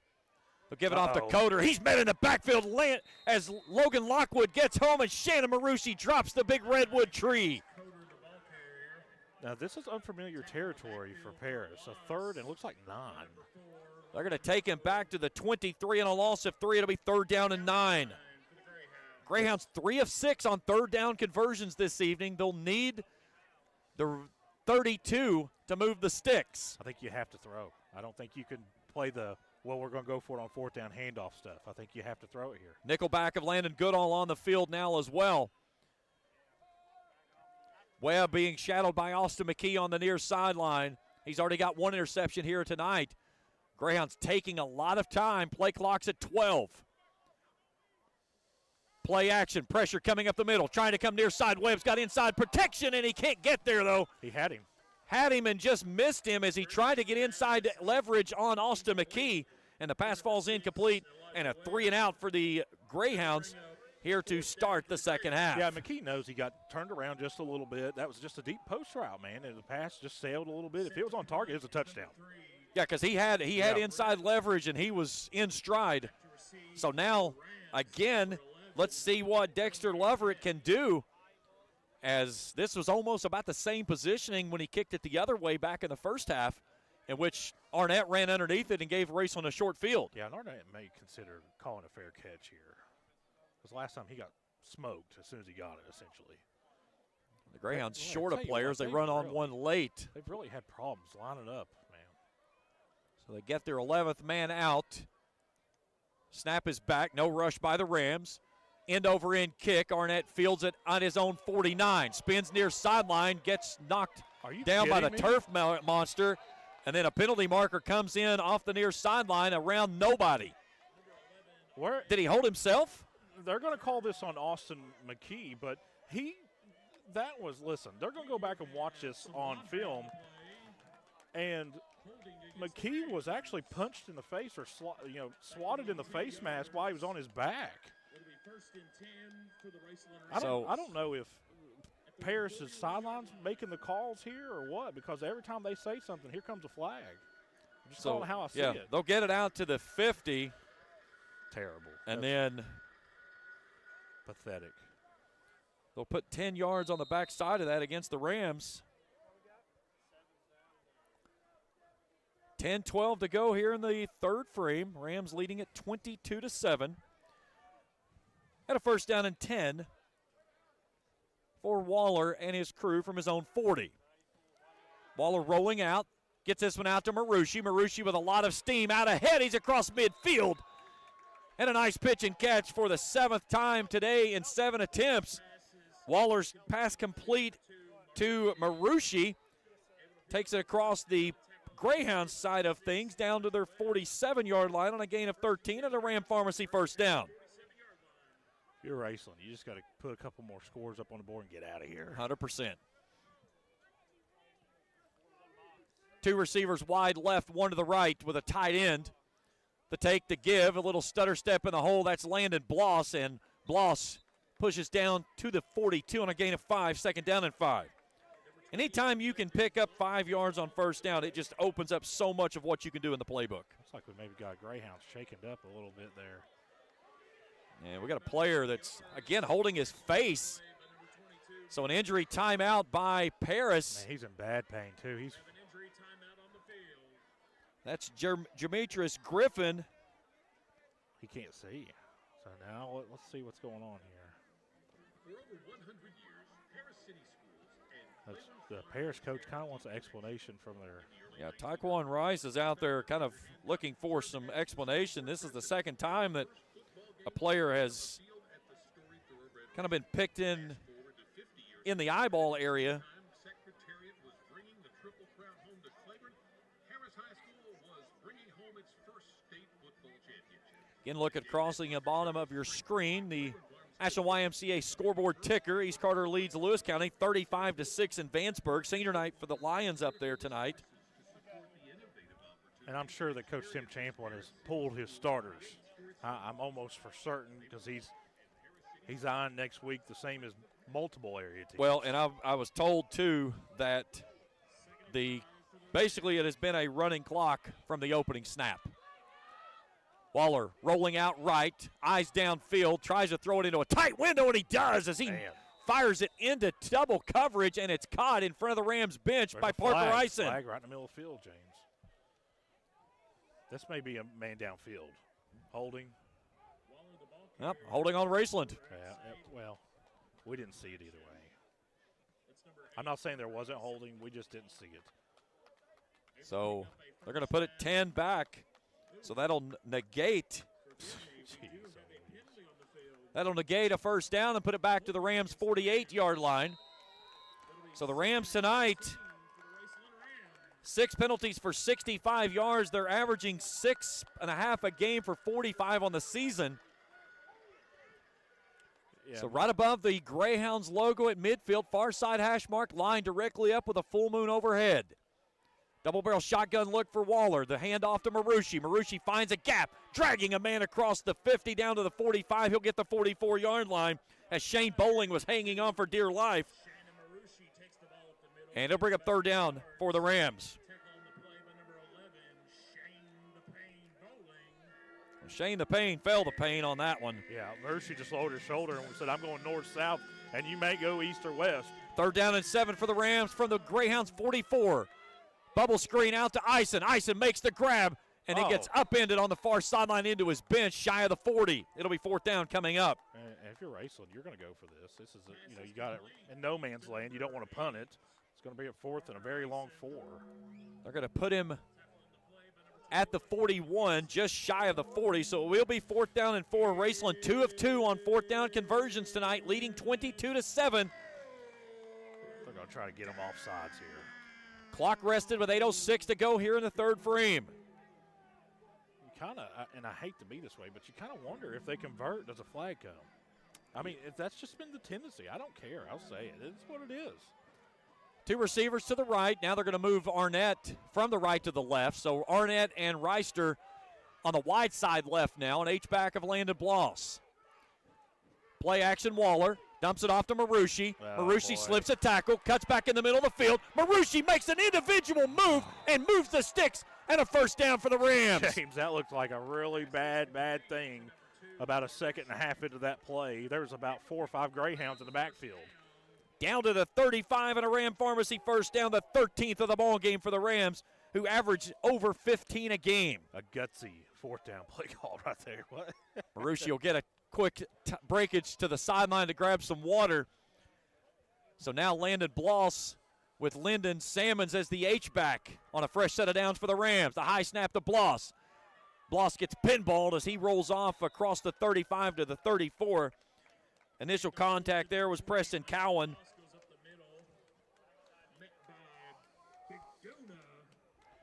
And Paris has played. Their front seven, you know, after a rough start, they've really played well here in the last, you know, second and third quarter. And this is a spot right here, though. This is a bow breaker.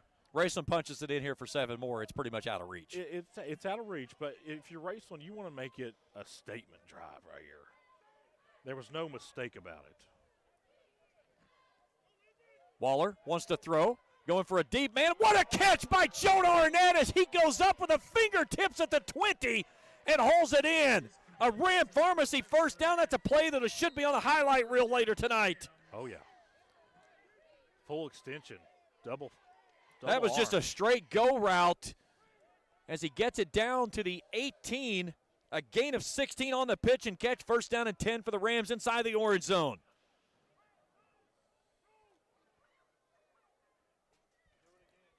Here's Bloss, slips through right off the tackle. Pyle still driving forward inside the 15. It's still going. It's still going. And big Landon Bloss taking it down to the 10. That big offensive line got behind that pile and pushed him another 6 or 7 yards. And that's where you hear Coach Mike Sammons talks about body blows, just leaning on people for 48 minutes. You're starting to see some of that effects of this right here as the Rams will have it second down and 2 from the Greyhounds' 10-yard line, leading 22-7. Inside of 6 to play here in the third. Raceland getting ready to snap it for the 9th time on this drive. Trips to the wide side left. Lyndon Salmons in the backfield with Eisen on a wild ram. Eisen trying to follow Salmons off left tackle and gets upended as he gets down to the 5. Be a first down, though. So first down and goal on the Ram Pharmacy first down for the Rams. Rams will stay in the wild ram. And we're going to get a timeout for an injury down. An injured player should be down for Paris. It's been a long third quarter. Yeah, the ball's going to be spotted at the 5, so they're going to get. It'll be first down and goal from the 5. So again, Raceland leading 22-7 at the half. They get a 3-and-out to start the second half, and here getting ready to snap it for the 10th time. They've had this football for over 6 minutes. Yeah, their longest sustained drive by a large margin. Their longest tonight was their opening drive that went 9 plays for 52 yards in 4 minutes and 18 seconds. Yeah, and Mike Salmons and the officials over there having a conversation. He has not been happy with them tonight. Not at all. And you know what? He has a good argument. I like it when Coach Salmons gets animated. That's my favorite version of him. Yeah, he has times. He has times with the officiating crew that you're like, well, they're not getting Christmas cards this year. James, like you said, a touchdown here puts it out of reach. But if you're Mike Salmons, how much longer? Let's say you score here. How much longer do you keep your starters in? I think you probably try to get one more score. I think you'd like to try to get it securely in place. I mean, we're late season here. First and goal. Eisen diving off the middle, and is he in? He is. Touchdown, Raceland. A Brant Roark Nationwide Insurance touchdown for Parker Eisen as the junior scat back, if you will, gets in for his 3rd rushing touchdown of the season. It looks like they may go for 2 here. So 5:18 to play in the third. Rams add to their lead, making it 28-7. Going for 2. And Rams are going to go for 2. Coach Mike Salmons, that offense is running over the sideline. He goes, we ain't done. And they break quickly. Waller goes up under center. The handoff, Arnett slips, turns downfield, trying to get inside. Does he get? I don't think he did. No. He didn't. He got short. Kind of slipped when he made that cut. So the 2-point conversion is short. 28-7, 5:18 to go in the third. We're back after this on Kool TV. The Greenup County Public Library system is the best. Read the latest bestsellers in large print, regular print, or audio CDs. You can also check out movies or place a hold on a book on our website or call one of the library locations to place a hold. There are community meeting rooms available by reservation at all locations for clubs and organizations. And be sure to check out the Jesse Stewart collection at the Greenup County branch. Check them out on Facebook and Twitter. Discover the convenience of Clark's Pump and Shop, your go-to local pit stop. Clark's proudly serves your neighborhood with new locations popping up just around the corner. Swing by today and indulge in a selection of your favorite snacks and drinks. We're committed to elevate your on-the-go taste experience. Clark's Pump and Shop is your premier destination for all things convenience and satisfaction. Stop by today at a Clark's Pump and Shop near you. Clark's Pump and Shop. Return, refresh, refuel. 10 plays, 60 yards, 4 minutes, 53 seconds. Time of possession, a 5-yard plunge by Parker Eisen. And the Rams add to the lead 28-7 as we welcome you back to the Joker Lawn Care broadcast table. Here's Darian Bell, comes near sideline. He gets tangled up with Parker Eisen and is dragged to the ground shy of the 40. And this is a pretty good Paris team, man. And you see some of their scores on the season, you go, well, looky here. Well, they should have beat Rock Castle when Rock Castle is a top 10 team in 3A. Yeah, I've ranked them this week in our poll at 6th. I think you said that some of the polls that you had there for the KSR poll had them in the top 5. Had them in the top 5. Well, it's hard. Eastern Kentucky will always face bias from Central and Western Kentucky. I understand that. So down 28-7 here in the late third quarter. Juju Gregory on first down and 10. Loses the football. That one squirts out. He dives on it, and Kenny Littoral was almost there to pick up his 4th fumble recovery on the season. He and Salmons have 6 total between the two. I'll tell you what, that ball just stood right on the end of Gregory's fingers for about a whole 4 seconds, didn't it? He's a special athlete, though, James. He is. He's a great, great player. So all the way back to the 32, 33-yard line, a loss of 5. So now the Greyhounds behind the 6. Second down and 5. Trips left, one to the right. Little counterplay to Coder, and he's met in the backfield as Lyndon Salmons develops the big play and slams him to the turf. And when you make plays like that, James, you're taking the officiating out of the game. Because what are you going to call? Loss of 4 on the play, 3rd and 19 here. And like I said, last year, Alex Coder had the transfer from Nicholas County. Raceland faced them down there. Coder last year, 12 carries for 16. Here tonight, 11 for 26. Coming into this ballgame, is averaging 85 a game. Yeah, I saw the length of the grass down there in Nicholas County, too. Yeah, you could have lost a small kid in that grass down there last year. Third down and a $19 cab ride coming up for the Greyhounds. Raceland showing blitz. Lockwood nearly gets home. They get it on an outside, trying to get back inside, and the Rams just snuff it out and get home. Lyndon Salmons on backside contained. Another loss by the Greyhounds back to the 22-yard line. 4th down. He got a Greyhound down over on the far sideline. This will be 4th and close to 30 here, James. Looks like 26, 4th and 26. Yeah, they're going to take him back to the 22, so a loss of 7 on the play. 4th and 26 coming up, and an injury timeout for a player for the Greyhounds on the far sideline. We'll step out. We'll come back in just a second here on Kool TV. When you want real, authentic Mexican menu items, you want Tres Hermanos Nunez. Accept no substitutes. None compares. Fajitas, tacos, burritos, quesadillas, chimichangas, even vegetarian choices. A kids menu, desserts, and salads. A tasty, budget-pleasing selection for you and your family, unlike any others. Should be your first and only choice for authentic Mexican all throughout the tri-state. Ashland, Greenup, Grayson, Paintsville, Canova, South Point, Olive Hill, and Cannonsburg. Tres Hermanos Nunez, the best around. Hello, everyone. I am Rick Clark. Let me introduce you to Carlisle, Annabelle, and Zach. And as you can tell by these commercials, this family has a lot of fun. We have a great team here at Clark's. And we would love for you to join our family. Whether you're a young person looking for your first job, someone who's looking for extra work, or maybe you're ready to start a career at a growing company, we want to talk to you. To find out more and start the process, go to myclarkspns.com. Clark's Pump and Shop. Return. Refresh. Refuel. Preston Cowan very slow coming to the near sideline for the Greyhounds as we welcome you back to the Joker Lawn Care broadcast table. James Collier, Spencer Hutchinson, 4th down and 26 for the Greyhounds as Joan Arnett stands near midfield. Raceland again, no pressure. That one was almost blocked as Salmons got inside release and had got a finger out there, nearly got to it. Arnett will field it cleanly near midfield, and the Rams will have it on the Greyhounds' 48-yard line. 3:17 to go in the third. Rams leading at 28-7. And Salmons, I mean, the Rams really brought nothing.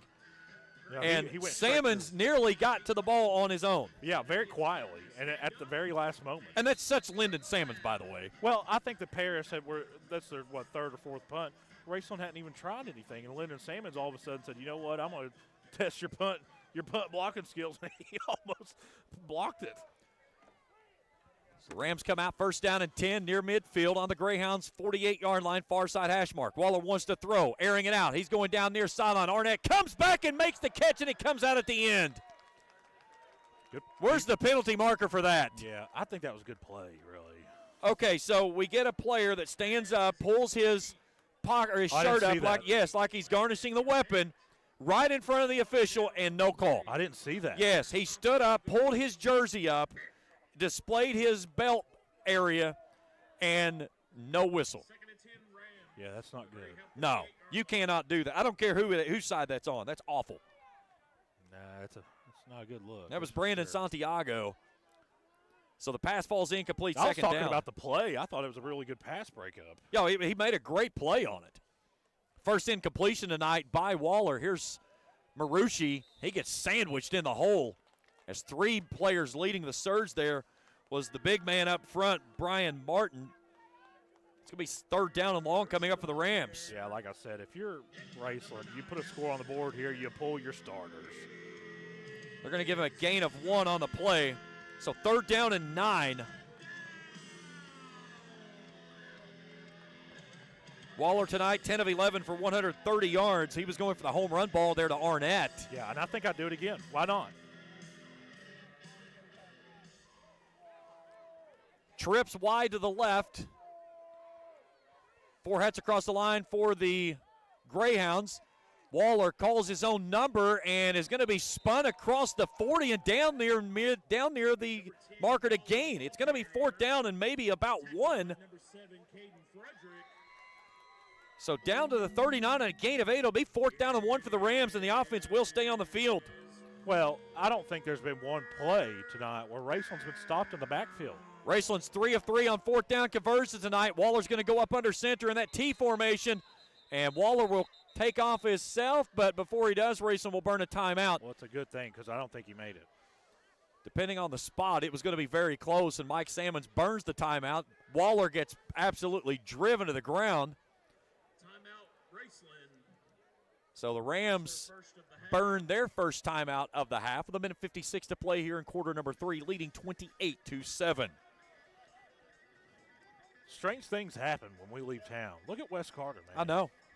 West Carter is absolutely demolishing Fleming County tonight, 33-7 over in Olive Hill. Boyd County's extended its lead over Rowan County, 21-7. Of course, Phelps and Fairview tomorrow. East Carter, Lewis County now 41-12 up in Vanceburg. Pikeville, Paintsville, no problem for the Panthers, leading at 28-0. And then Russell easing past Bath County. It was funny, we were driving down this evening, and I told my wife, I said, it's funny we're making the trip this way, and every other team that direction is going toward us. We pass Bath County, then we pass Fleming County, then we pass Rowan County. Exactly. Rams back at home next week. Senior night, final regular season home game of the season. Our countdown to kickoff coverage begins at 7:10, as we'll bring you senior night coverage before our broadcast. And then we'll bring you countdown to kickoff coverage from Rams Stadium. Then the Rams will take down to Lexington against one of the top teams in Class 2A and LCA. And then the Rams will be home for a couple of weeks for postseason play. And then the RPI kicks in, and God knows what happens after that. 35-0 Pikeville now.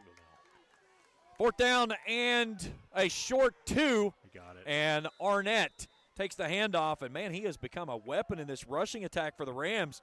As he goes off the right edge, Gets shy of the 35. They'll give him a 36 on a gain of 3. And another Ram Pharmacy first down for the Rams. Tonight, their 17th of the evening. Well, I think he just gets the ball into the hole so fast that before the defense can really get set up, he's already got it. Raceland needed a yard and a half on that one. Arnett coming into this football game and only carried the ball 5 times for 16 yards. Here tonight, 7 for 42. 4 receivers to the wide side of the field and an empty set for Waller. He'll zip it out far sideline, and he hit Parker Eisen in the head. Eisen never turned, and he hit him square in the back of the head. Well, I think that he's walking over the sideline, and Coach Sammons probably telling him that, hey, that's an 8 or 9 yard hitch. Yeah, that was they put 4 to the wide side. It was a one-on-one with Eisen, and Eisen never turned, and literally if he did, it would have looked like off of the replacements when he hit the ball in the face mask. Yeah.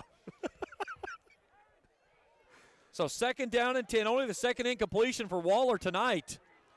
Landon Bloss back in the backfield now. This is Eisen. Bounces it outside, loses the football, and Paris picks it up. Man. Eisen just fumbled it straight out of his hands. And jumping on the football is Christian Johnson for the Greyhounds, and the Rams will turn it over. Just got a scoring update from downstate. A little bit of a surprise here. Louisville Central leads Cal 48-28 at the end of the 3rd quarter. Oh, wow. That would be a big one. 20-point win over Cal. Yeah,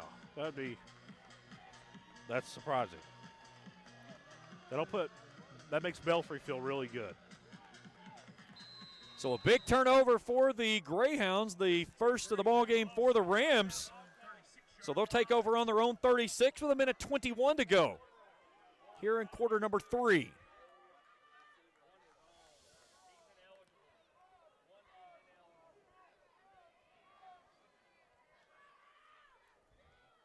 Uh-oh. And that was a broken play from the word go as they snap it directly to Elijah Webb, and the Rams snuffed it out, as that's going to go down as a sack for Lyndon Salmons, his 4th of the season, as it goes all the way back down to the 30 on a loss of 6. That just looked like he took the snap and he said, okay, now what? And just got smoked. So they're going to stay in that same – nope, now they're going to go into a wildcat with Coder. Straight run to the outside. And he shoved out of bounds shy of the 30. They may put him back to the 30. It's going to be 3rd down and long.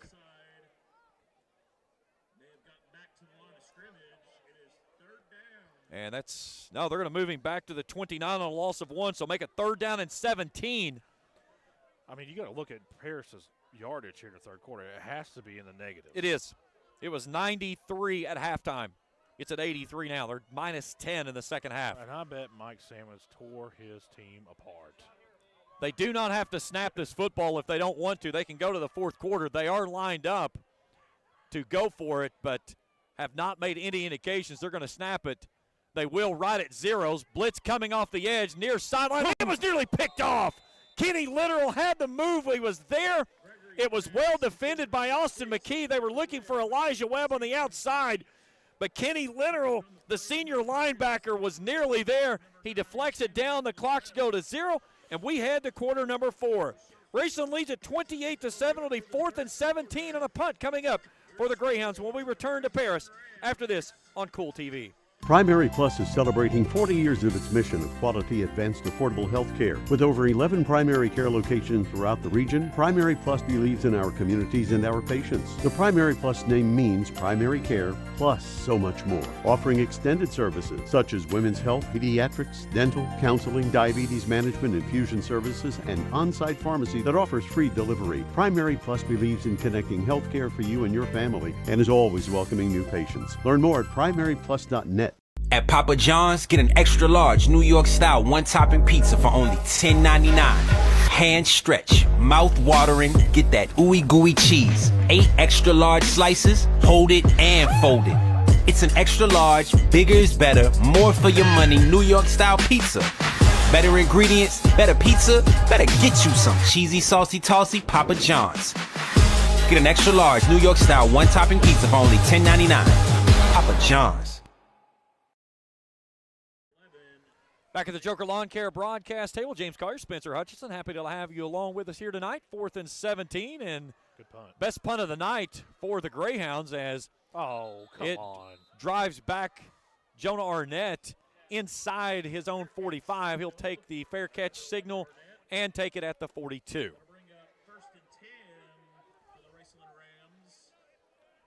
If I'm Mike Sammons, I'm telling my kids over there, things are going to start getting really chippy. They're going to start talking more than what they have all game.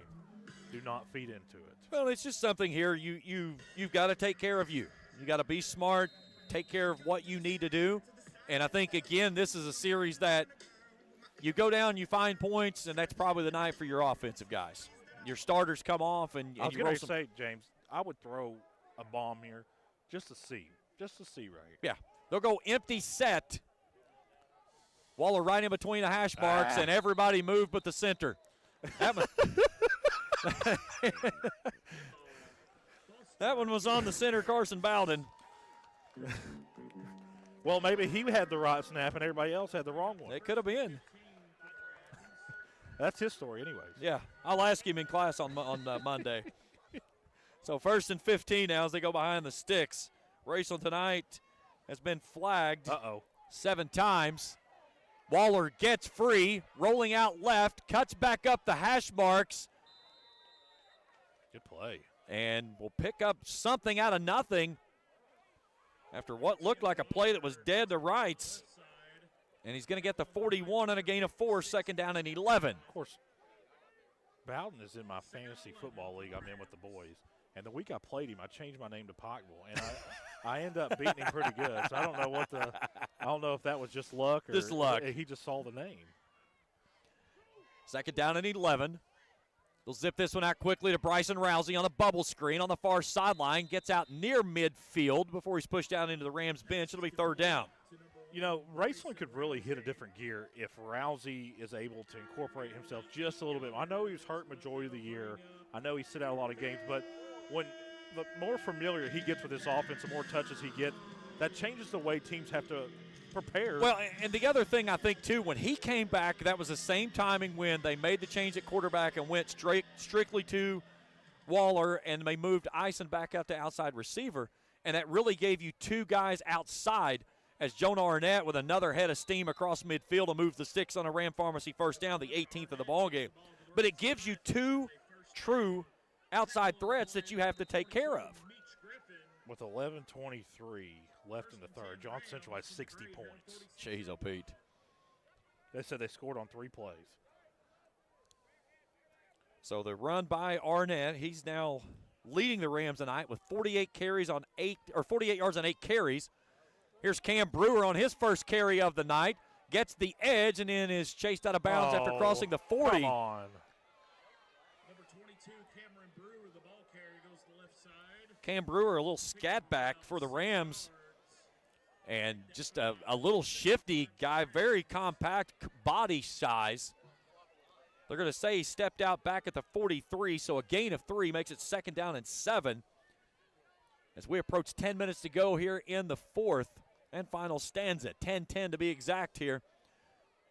Waller in a double-barrel shotgun look. Counter play off to Brewer. Brewer lowers his shoulder, goes right up the seam and lowers his shoulder. And a nice run there by Cam Brewer as he gets inside the 40 down near the 38. Man, he's a good little running back. And I don't want to say it like this, but he's very low to the ground. He is. He runs behind his pads very well. He does. It kind of reminds you of a Derek Walk. Yeah. Gain of 5 on the play, 3rd down and 2 for the Rams. Raceland 2 of 7 tonight, though, on 3rd down conversions. Well, that's because they've been saving it for 4th. Yeah, because they're 4 of 4 on 4th down conversions tonight. Here's Waller. Oh, boy. Fakes it, comes to the outside, cuts downfield, slips inside the seam, across the 30, and moves the sticks on a Ram Pharmacy 1st down, the 19th of the night for the Rams. Waller's not a guy that's going to beat you to the end zone, but he's a guy that has field vision of a running back. He cut it up there. He could have kept it outside, got the 1st down. Instead, he cuts it up and gets an additional 5 or 6 yards. Yeah, 6 for 36 tonight for Waller. 15 for 52 and a touchdown coming into this ballgame on the season.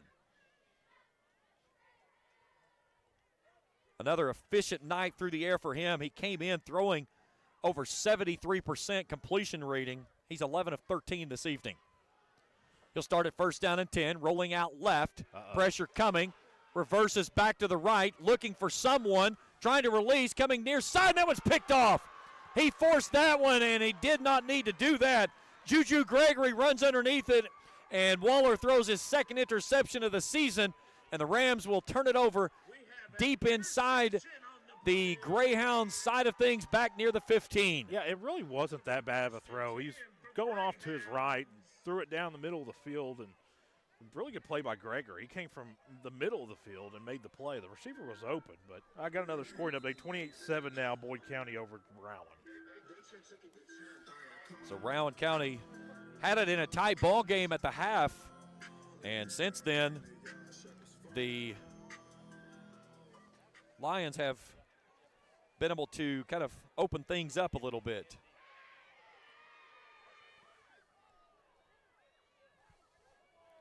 So first down and 10 from their own 14-yard line for the I think we got too many Greyhounds. people Now again. delay of game. Oh. Well, yeah. So back it up 5.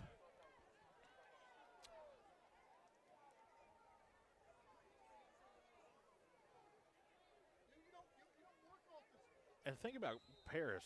I know you guys can't see it at home, but they don't huddle. They go to the line, and the quarterback kind of looks at the sideline to try to get the play in, and he's trying to relay it to all his players, and they just don't get lined up. Yeah. Empty set for Gregory as he's trying to call different plays, rubbing his arms up and down with his hands. He'll sling it out into the slot. He's got his man there of Carson. Carson breaks free across the seam at the 20, the 30, still on his feet, and is finally shoved out of bounds into the Rams sideline. Good play by Landon Goodall there. He ran that down, and I'm not sure he may have scored if he hadn't ran all the way down there. That was really good blocking there, and we're going to get a unsportsmanlike against Raceland here, chirping, and that's one thing you can't do, man. You just keep your mouth shut and get out of here. So they'll give him a gain of 27 out to the 36 where he stepped out of bounds, and then they'll get 15 on the Rams. So the Rams tonight, first off, let me say this. Coming into this ballgame, Raceland was averaging 6 penalties for 45 yards on the season. Here tonight, 8 for 85. Yeah, you just got to keep. And Coach Sammons is getting after him over there. You got to just bite your tongue, get out of here. You're up 28-7. 8 minutes to go here in the contest. 28-7 Rams. Raceland has been in full control of this game from the word go. The high snap to give it off to Coder. Coder searching for a hole, comes near side and gets ridden down. He'll get down to the 46 on a gain of 3, second down and 7. Game's getting a little more chippier here. It is. It's starting to get. It's ratcheting it up. This is kind of what we've seen between these two teams. Again, this is the 24th time these two teams have played. The first time back in 1975, Raceland beat up on this Paris team that came in undefeated last year to Ram Stadium, 43-13. They've won 14 consecutive, going all the way back to 2002. They've met 4 times in the playoffs, all of those by the Rams. Of the 5 losses, 3 of them have come here in this stadium. Oh, man. And Coder nearly got hammered. He slips forward to get a little bit back of what he was going to lose. He's only going to lose a yard, but Logan Lockwood had him wrapped up and back at the 50, and he slipped free. It'll be 3rd down and 8. Loss of about a yard and a half. It'll bring up 3rd down for the Greyhounds. Well, your message, if you're Mike Sammons after this, is, you've got to stay disciplined. Raceland, some of those flags that has been thrown have just been questionable at best. But that last one where both teams were in huddles, you can't let that happen. Yeah, it's something, too, and I know that I've been around Mike long enough to where he's going to say, this is an environment we're going to have to learn to play on the road for postseason play. Yep. You got to learn to play through it, and I think they've done a good job of that for the most part. There's a lot of that they can't control. The last one, yeah, you probably could from the chirping, but either way. Here's a heave coming near sideline. Austin McKee's going to try to run under it and get his second of the night as they were going deep again towards Santiago, and he's looking back at his quarterback and saying, where in the heck were you even throwing that ball? Listen, though. Listen. That was a beautiful throw. Austin McKee took off and was trying to make a Willie Mays Hayes catch over his shoulder, and he still couldn't get there. Gregory let that thing fly from midfield, and it came up about the 4-yard line. I just got a scoring update from Martin County. Well, 42-8. Russell over Bath. That is a final. But it looks like Martin County won something like 50-something nothing. East Carter has defeated Lewis County 41-12. That game is a final up in Vanceburg. 28-7 our score here, 6:15 on arrested clock. 4th down and 8 coming up for the Greyhounds. Man in motion. Play action. Pressure coming up the middle. Gregory lets it fly, looking toward the far side and overthrows his receiver. He was going towards Santiago again, looking the field across and near and far. No penalty markers on the field. Turnover on downs. The Rams hold. They'll take back over with 6:10 to go in the ball game, leading 28-7. Yeah, and that was probably the last straw for Paris. Raceland's going to go back to Raceland, a place that they're, you know what, they've kind of been the road warriors the last couple weeks, man. This is a Raceland team that coming in, averaging 24 points a night, giving up 16. Paris was averaging 32, giving up 22. Oh, goodness. Snap infraction. Looks like 51. That's Carson Bowd in the center. It looked like he wanted to snap it and stopped, and then the guard jumped. That little fake snap, if you will. Yeah. So penalties tonight for the Rams racking up. That's their 9th for 90 yards. That's been accepted. So make it behind the sticks for the Rams, 1st and 15. Here's Marucci right up the gut. Spins free after the initial contact and gets back up with a gain of a yard past the original line of scrimmage. It'll be 2nd down. Gain of 6 on the play, 2nd down 9. Inside of 6 to go in the contest here on a cool, crisp night with a full moon hanging over top of Blanton Collier Stadium here in Paris. Double barrel shotgun for Waller, who wants to throw on 2nd down. Fires it far sideline, looking down the line, looking for Arnett, and he overthrows him. Had him on the wheel route and just a little bit too far out in front. Incomplete. 3rd down and 9 coming up for the Rams. Yeah, if you're Raceland, are you working on some things you might try out against, say, an LCA or maybe a team like Nicholas County next week? Or thinking of something that you may need coming up down the road when you get into the postseason run. Yeah, and early in the season, I got to watch Raceland very one-dimensional. Couldn't throw the ball at all. And it seems like they've made a couple of changes, and they've really opened up this offense. So 3rd down and 9 for Waller. He's going to throw on 3rd down. Pressure coming. Back to Reister. Reister makes the catch at the 50 and dives across the 50 out, looking for about the 47. They're going to put him at the 48. It'll be 3rd down on a gain of 4.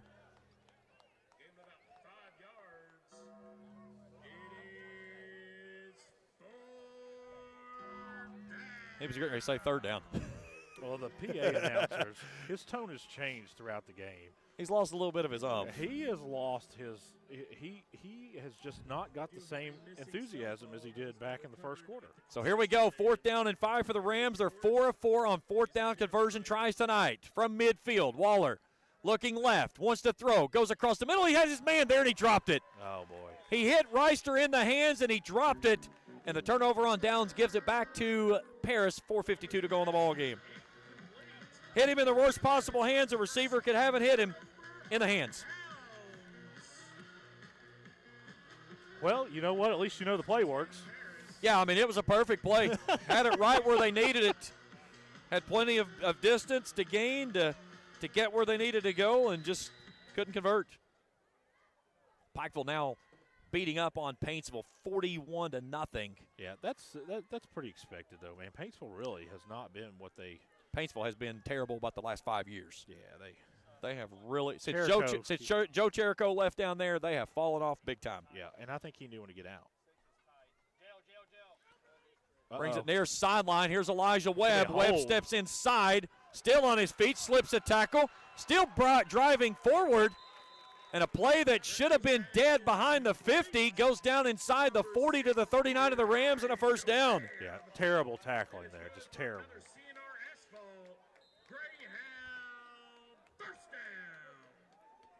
So a gain of 13 on the play.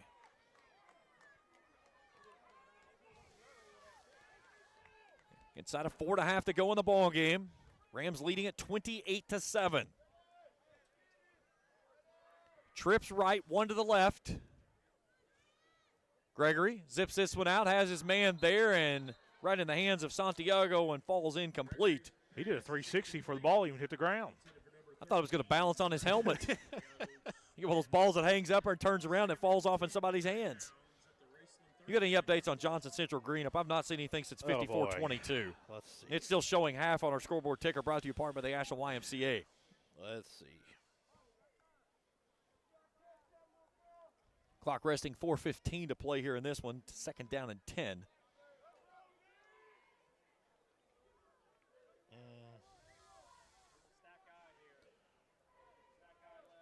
So an offset pistol look this time with Coder in the right pocket of Gregory.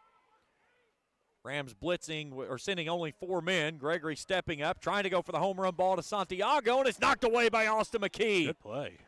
Nice job there by McKee to stay inside and makes the knockaway with his left hand. Pass falls incomplete, 3rd down and 10.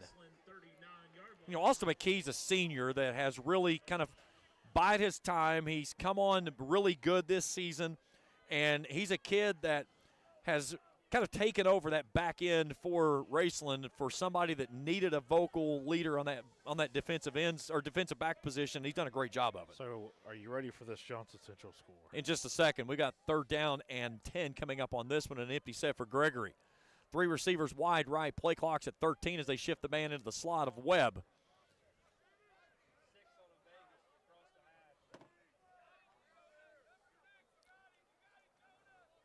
Gregory steps up, and he's going to get dropped. That's Lyndon Salmons who gets home for his 2nd sack of the night, and it's 4th down. Well, you got over 100 points in the game now. 67-34. Holy moly. Back to the 43 and a loss of 4. All right, give me that score. 67-34. There we go. It's just updated on our scoreboard ticker. Start of the 4th. Whew. Jeez, oh, Pete. The Musketeers is trying to get out of Paintsville without giving up Johnson 80. Central still gave up 34, though.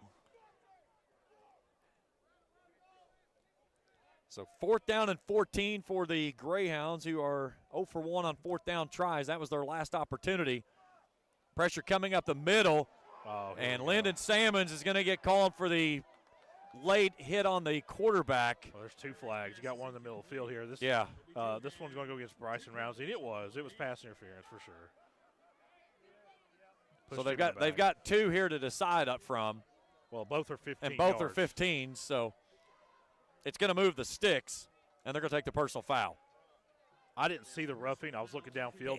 It was one of those deals. He got inside, and he kind of tried to pull up.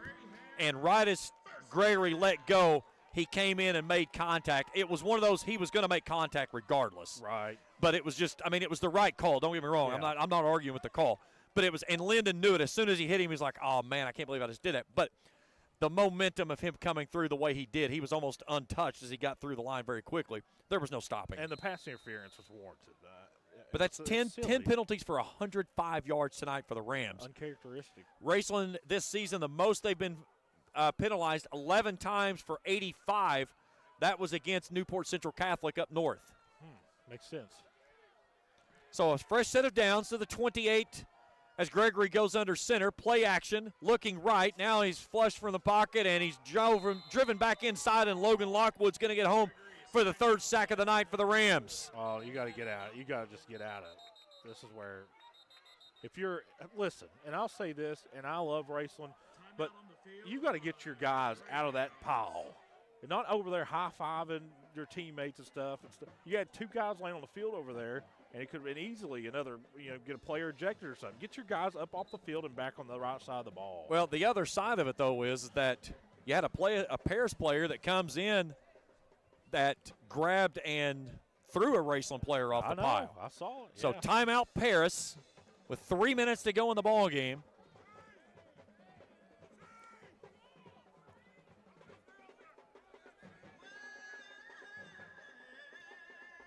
Paris barking for somebody off the sideline. Then they get him coming out, and he just says, never mind, just stay over there.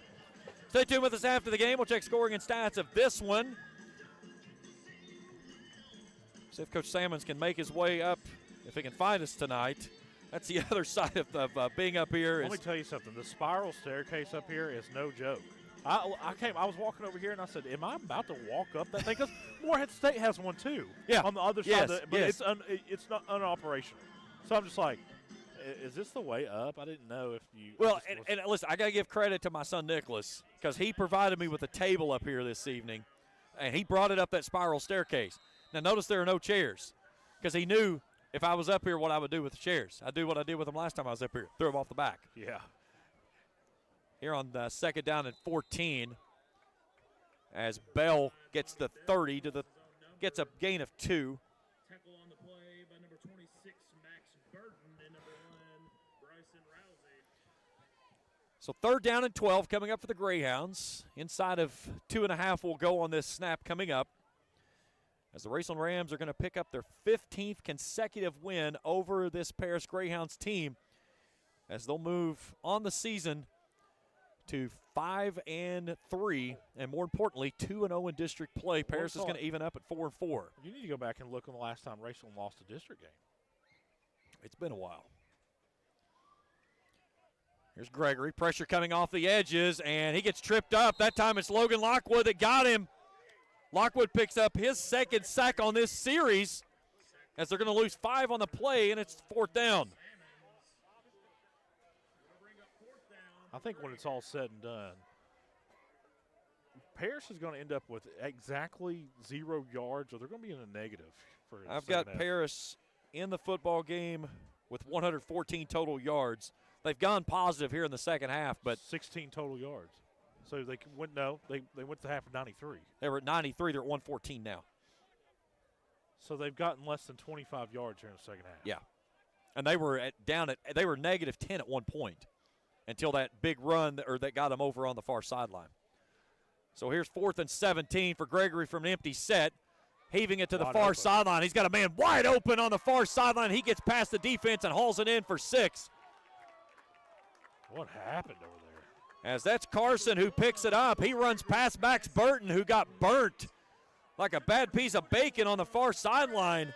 And Coach Fannin, he's over there coaching him up a little bit, and he didn't, think about Raceland's coaching staff. They're not going to try to embarrass you in front of everybody. They're going to tell you what you did wrong, and that's the end of it. Yeah. But Burton just let him get behind him and just easily to the house on the touchdown throw. So Paris adds points here with 1:17 to go on a 35-yard touchdown strike from Juju Gregory to Fred Carson. Touchdown Greenup. It's 67-41. A lot of defense being played down in Paintsville tonight. Extra point attempt is up and is good. 28-14 our score. Back for an onside kick after this on Kool TV. At Papa John's, get an extra large New York style one-topping pizza for only $10.99.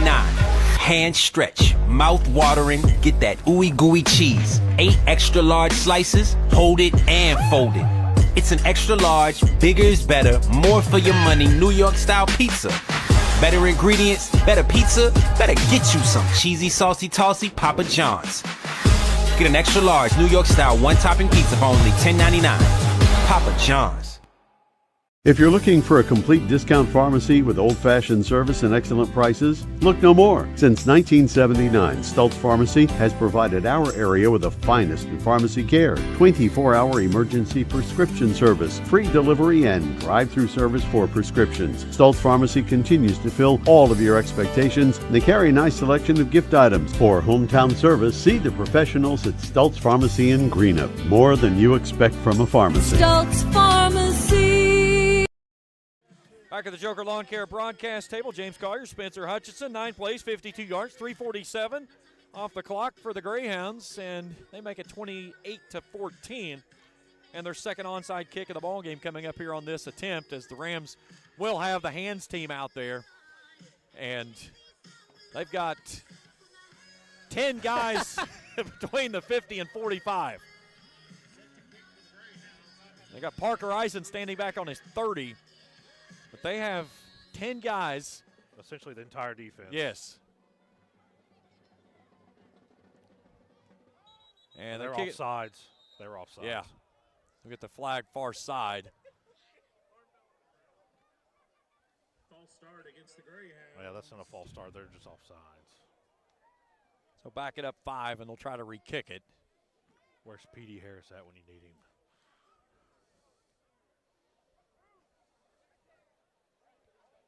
Well, I tell you what, though, the Rams didn't have to go real far. The buses are parked, I don't know, about 25 feet off the football they field. just slide right over, jump on the bus, head to the house. I was told they left early from school today. So there was one bus that left right at around 2:30. Okay. And then they stopped at Moorhead 8 there at the rest area. Second bus left school today around 4. Again, busing issues in a small district. Again, you can't drag 2 buses out of the district when you're trying to do something like that. Right. So, oh man, this is trouble. So they kick this one over top of the head. Eisen will do a very smart thing and just pounce on it there inside the 15. And let's see, they're going to put him at the 12 actually. So. And that's a very, like you said, that's a very smart play there. Don't try to pick that ball up and do anything with it. Just fall on it. Well, fall on it. It prevents you getting hurt. Yes. Or somebody come in and take your legs out, or you fumble on the football. If you're Raceland, you get a heavy dose of running backs, Marucci, or whoever's back there. Here's the heaviest dose you're going to get right now.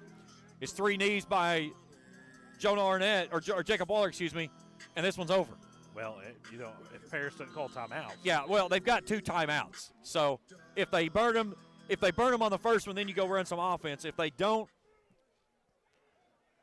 then you've got the option. They're going into the T formation. So it's going to be a healthy dose of running, and I think you see what they do here, whether they call a timeout or not on this play. This is off to Marucci with a B-button spin. Right up the gut he goes as he goes up the left edge. He gets inside the 15 to the 16, and Paris is going to burn a timeout. I don't blame him. It's just a 2-score game. You never know. I mean, Raceland fumbles here. You score real quick, and onside kick, and all of a sudden you're in it. We've seen crazier things happen. I mean, have you seen my girlfriend? I mean, huh? God love Melissa. She has to ride home with me, by the way. Oh, Lord. Hey, I'll get her some McDonald's. Listen, and she'll fall asleep. She'll get all of you talking about East Carter because you've had this go without talking about East Carter for almost 2 hours, and I know you're probably about to go crazy. You know what? They're very good to me in Graceland. They're very, very good to us, and I'm so appreciative to have the relationship that I do. Champ and his group's a pretty cool. They're a good group of guys. Good group of guys. They're similar to here at Raceland. I got a good relationship here at Raceland. When Landon made the transfer from Russell over to Raceland, there was a lot of unknowns, and it was scary for me and Melissa, but they welcomed us with open arms, and I couldn't be any happier for him. And, I've got Landon in class, and he's a unique kid. Because half the time, every time I have to look at him, I'm like, all right, are you actually paying attention, or what are you? Oh, hang on, we got a kid on the field. Oh, goodness. 12 men on the field. But he's a good kid. He's kind of warming up to me a little bit too, Yeah, and it's funny. He talks highly of you. He's a good kid. I enjoy having him in class. Here's a pitch off to Arnett on a sweep out to the left. Uh-oh. He's got blockers out in front, trying to get one more crease. He'll go across the 40-yard line on a nice run there by Jonah Arnett. He has amassed more yards tonight than he had the entire season coming in by about 3. That may be it. They may. There's no more timeouts coming. That's a gain of 25 by Arnett, as he now has 9 carries for 73 yards. He had 5 carries for 16 coming into this ball game. They will have to take one more snap. They can put a knee on this one, and that'll end it. But the Raceland Rams are going to move to 5-3 on the season in their 1,026th game as a program. It's going to be win number 601, and it's district win number 2 in the 2024 campaign. As a sophomore, Jacob Waller takes the knee. The final 20 seconds will expire, and the Raceland Rams will call this a victory, number 15 in a row, over the Paris Greyhounds as they win it here this evening, 28-14. Postgame show when we return after this here on Kool TV. When you want real, authentic Mexican menu items, you want Tres Hermanos Nunez. Accept no substitutes. None compares. Fajitas, tacos, burritos, quesadillas, chimichangas, even vegetarian choices. A kids menu, desserts, and salads. A tasty, budget-pleasing selection for you and your family, unlike any others. Should be your first and only choice for authentic Mexican all throughout the tri-state. Ashland, Greenup, Raceland, Paintsville, Canova, South Point, Olive Hill, and Cannonsburg. Tres Hermanos Nunez, the best around. Hello, everyone. I am Rick Clark. Let me introduce you to Carlisle, Annabelle, and Zach. And as you can tell by these commercials, this family has a lot of fun. We have a great team here at Clark's. And we would love for you to join our family. Whether you're a young person looking for your first job, someone who's looking for extra work, or maybe you're ready to start a career at a growing company, we want to talk to you. To find out more and start the process, go to myclarkspns.com. Clark's Pump and Shop. Return. Refresh. Refuel.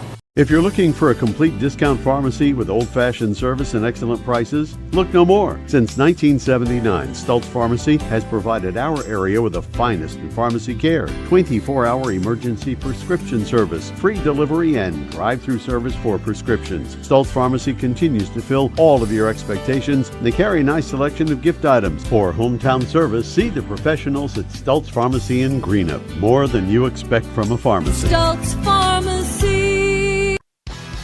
Fall fishing season is just around the corner, and Border Sporting Goods is your fishing headquarters for rods and reels from G. Loomis, St. Croix, Fenwick, Lewes, Shimano, Daiwa, and Abu Garcia. No matter what species of fish you are targeting, Border Sporting Goods has the perfect setup to make your next trip on the water a success. Borders also has baits in every size and style with a wide selection of tackle from Berkley, Strike King, Zoom, Z-Man, Bandit, and many more. Before hitting the water for your next fishing trip, stop by and stock up at Border Sporting Goods, US 60 West in Ashland. Postgame here in Paris as the Raceland Rams have defeated the Paris Greyhounds 28-14. As we welcome you back to the Joker Lawn Care broadcast table as the Rams pick up their 15th consecutive win over Paris. They moved the series to 19-4. In 6 meetings, it's only the third time now that the Rams have won here at Blanton Collier Stadium. But the Rams have won their 15th consecutive on a streak dating back to 2002 in a pretty much a handily victory over this Greyhounds team, even though the score was only 2 scores apart. But the Rams doubling up the offensive production from this Greyhounds team, 351 to 149, and pretty much had this one in control. A late touchdown there in the final couple of minutes that kind of pushed the game to where it got to at 28-14, but other than that, that was about it. Here's how things went down. Raceland scored on their first 3 possessions in the football game. It was Joan Arnett going in from 2 yards out with 7:40 to go in the first. Shannon Marucci gets in from 6 yards out, 3:32 to go in the first, 14-0 after 1 quarter of play. Paris finds a scoreboard in the second as Juju Gregory goes in from 5 yards out, 14-7, 9:33 before halftime. The Rams answer. Marucci goes in 7 yards out, his second rushing touchdown of the evening, and the 2-point conversion is true, 22-7. Rams leading at 5:18 before the half. That would be our score at the break. Rams force a 3-and-out to start the second half and then roll off a long sustained drive in which the final 5 yards goes from Parker Eisen, and the 2-point conversion is a fail, 28-7 as we head to the fourth quarter. And then from that point, minute 17 to play in the contest, Juju Gregory goes 35 yards through the air to Fred Carson, 28-14, your final score. We'll take a break. We come back, we'll look at our numbers, see if Coach Sammons is going to be able to make his way up here tonight, if he can find me. If not, we'll wrap things up and get things out of here for the Rams here this evening. They win at 28-14. We continue our coverage after this on Kool TV. You know, financial security begins at home with home ownership. If you've been putting off looking for a home because you think you can't afford it, you owe it to yourself to check out Members Choice Credit Union. Members Choice Credit Union has programs for first-time home buyers and more to help put you in the home of your dreams. Call, click, or stop by Members Choice Credit Union today. That's Members Choice Credit Union, NMLS 411945, Equal Housing Lender. Other restrictions may apply. If you can picture yourself in a better job and a better life, there are thousands of openings in Kentucky right now. And with the Work Ready Kentucky Scholarship, you can prepare for many of them tuition-free. Good at Ashland Community and Technical College. This scholarship offers 100% free tuition for classes that can prepare you for a great job in healthcare, advanced manufacturing, and more in as little as 13 weeks. Get started today at WorkReadyKentucky.com. The Greenup County Public Library System is the best. Read the latest bestsellers in large print, regular print, or audio CDs. You can also check out movies or place a hold on a book on our website or call one of the library locations to place a hold. There are community meeting rooms available by reservation at all locations for clubs and organizations. And be sure to check out the Jesse Stewart collection at the Greenup County branch. Check them out on Facebook and Twitter. Primary Plus is celebrating 40 years of its mission of quality, advanced, affordable health care. With over 11 primary care locations throughout the region, Primary Plus believes in our communities and our patients. The Primary Plus name means primary care plus so much more. Offering extended services such as women's health, pediatrics, dental, counseling, diabetes management, infusion services, and on-site pharmacy that offers free delivery. Primary Plus believes in connecting health care for you and your family and is always welcoming new patients. Learn more at primaryplus.net. Back at the Joker Lawn Care broadcast table, 28-14. Final score in this one. Let's look at our individual numbers. First team numbers. Raceland with 20 first downs this evening. They were 3 of 9 on third down, 4 of 5 on fourth down. 351 total yards of offense, 141 through the air, 210 on the ground. Rams flagged 10 times for 105 yards. They had 2 turnovers, a fumble, and an interception. They had the ball tonight for 26 minutes. 14 first downs for the Greyhounds. They were 3 of 12 on third down conversions, 1 of 2 on fourth down tries, 149 total yards of offense, 62 through the air, 87 on the ground. They were flagged 6 times for 38 yards. They had 1 interception on the evening. They punted the ball 4 times, an average of 25.5 per. They had the ball for 22 minutes.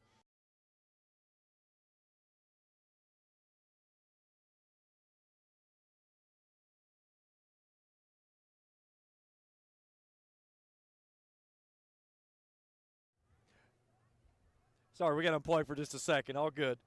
So the individual numbers look like this. Waller, 12 of 17 for 141 yards. No touchdowns tonight. Receiving, Marucci, 4 catches for 60. Jonah Arnett had 2 for 53. Arnett leads the way on the ground, 9 carries for 73 yards. He had a touchdown. Marucci, 10 carries for 46 and a pair of touchdowns. For the Paris Greyhounds, Juju Gregory, 4 of 16 for 62. He threw a touchdown there late. Fred Carson catches that touchdown, 3 catches for 69. Rushing, it was Alex Coder, 14 carries for 27. Gregory had the lone rushing touchdown for the Greyhounds. We'll take our final break. We'll wrap things up when we return to Paris after this here on Kool TV. I got kicked off campus, but they let me back on because my dad knew the dean.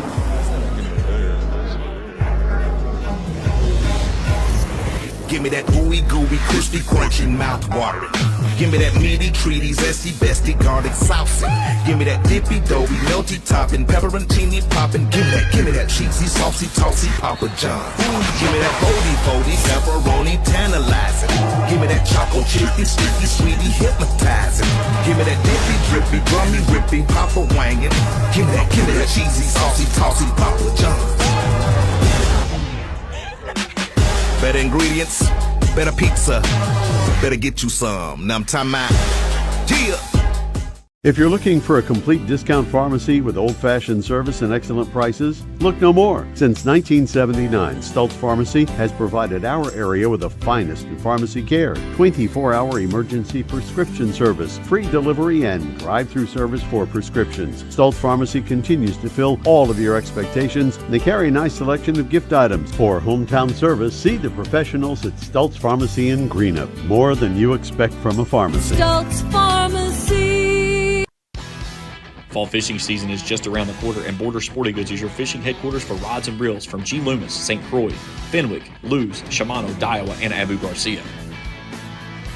No matter what species of fish you are targeting, Border Sporting Goods has the perfect setup to make your next trip on the water a success.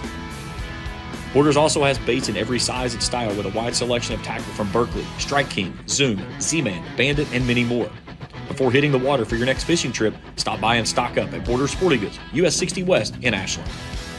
Discover the convenience of Clark's Pump and Shop, your go-to local pit stop. Clark's proudly serves your neighborhood with new locations popping up just around the corner. Swing by today and indulge in a selection of your favorite snacks and drinks. We're committed to elevate your on-the-go taste experience. Clark's Pump and Shop is your premier destination for all things convenience and satisfaction. Stop by today at a Clark's Pump and Shop near you. Clark's Pump and Shop. Return, refresh, refuel. Back at the Joker Lawn Care broadcast table again. Your final score tonight: Raceland defeats Paris 28-14. A big thanks to Spencer Hutchinson for joining me tonight for some color commentary. A great appreciative of all the people here at Paris Independent Schools. My son Nicholas Collier, the head of the media department here, taking care of us, make sure we had a broadcast position, internet tonight to stream the game back home. We greatly appreciate all of their great efforts, and of course, Raceland Football and Raceland Independent Schools for everything they do. That's it for us. Rams win at 28-14. Nicholas County at home next week as the Rams try to close out district play with a clean slate and earn those 2 games at home when the postseason comes up that second week of November. For Spencer Hutchinson, everyone at the Kool Sports Network, I'm James Collier saying good night and thanks for tuning in here on Kool TV. Thank you for watching another Raceland Rams football broadcast live on Kool TV. This broadcast of Raceland Rams football has been an exclusive sports presentation of the Kool Sports Network and Kool TV.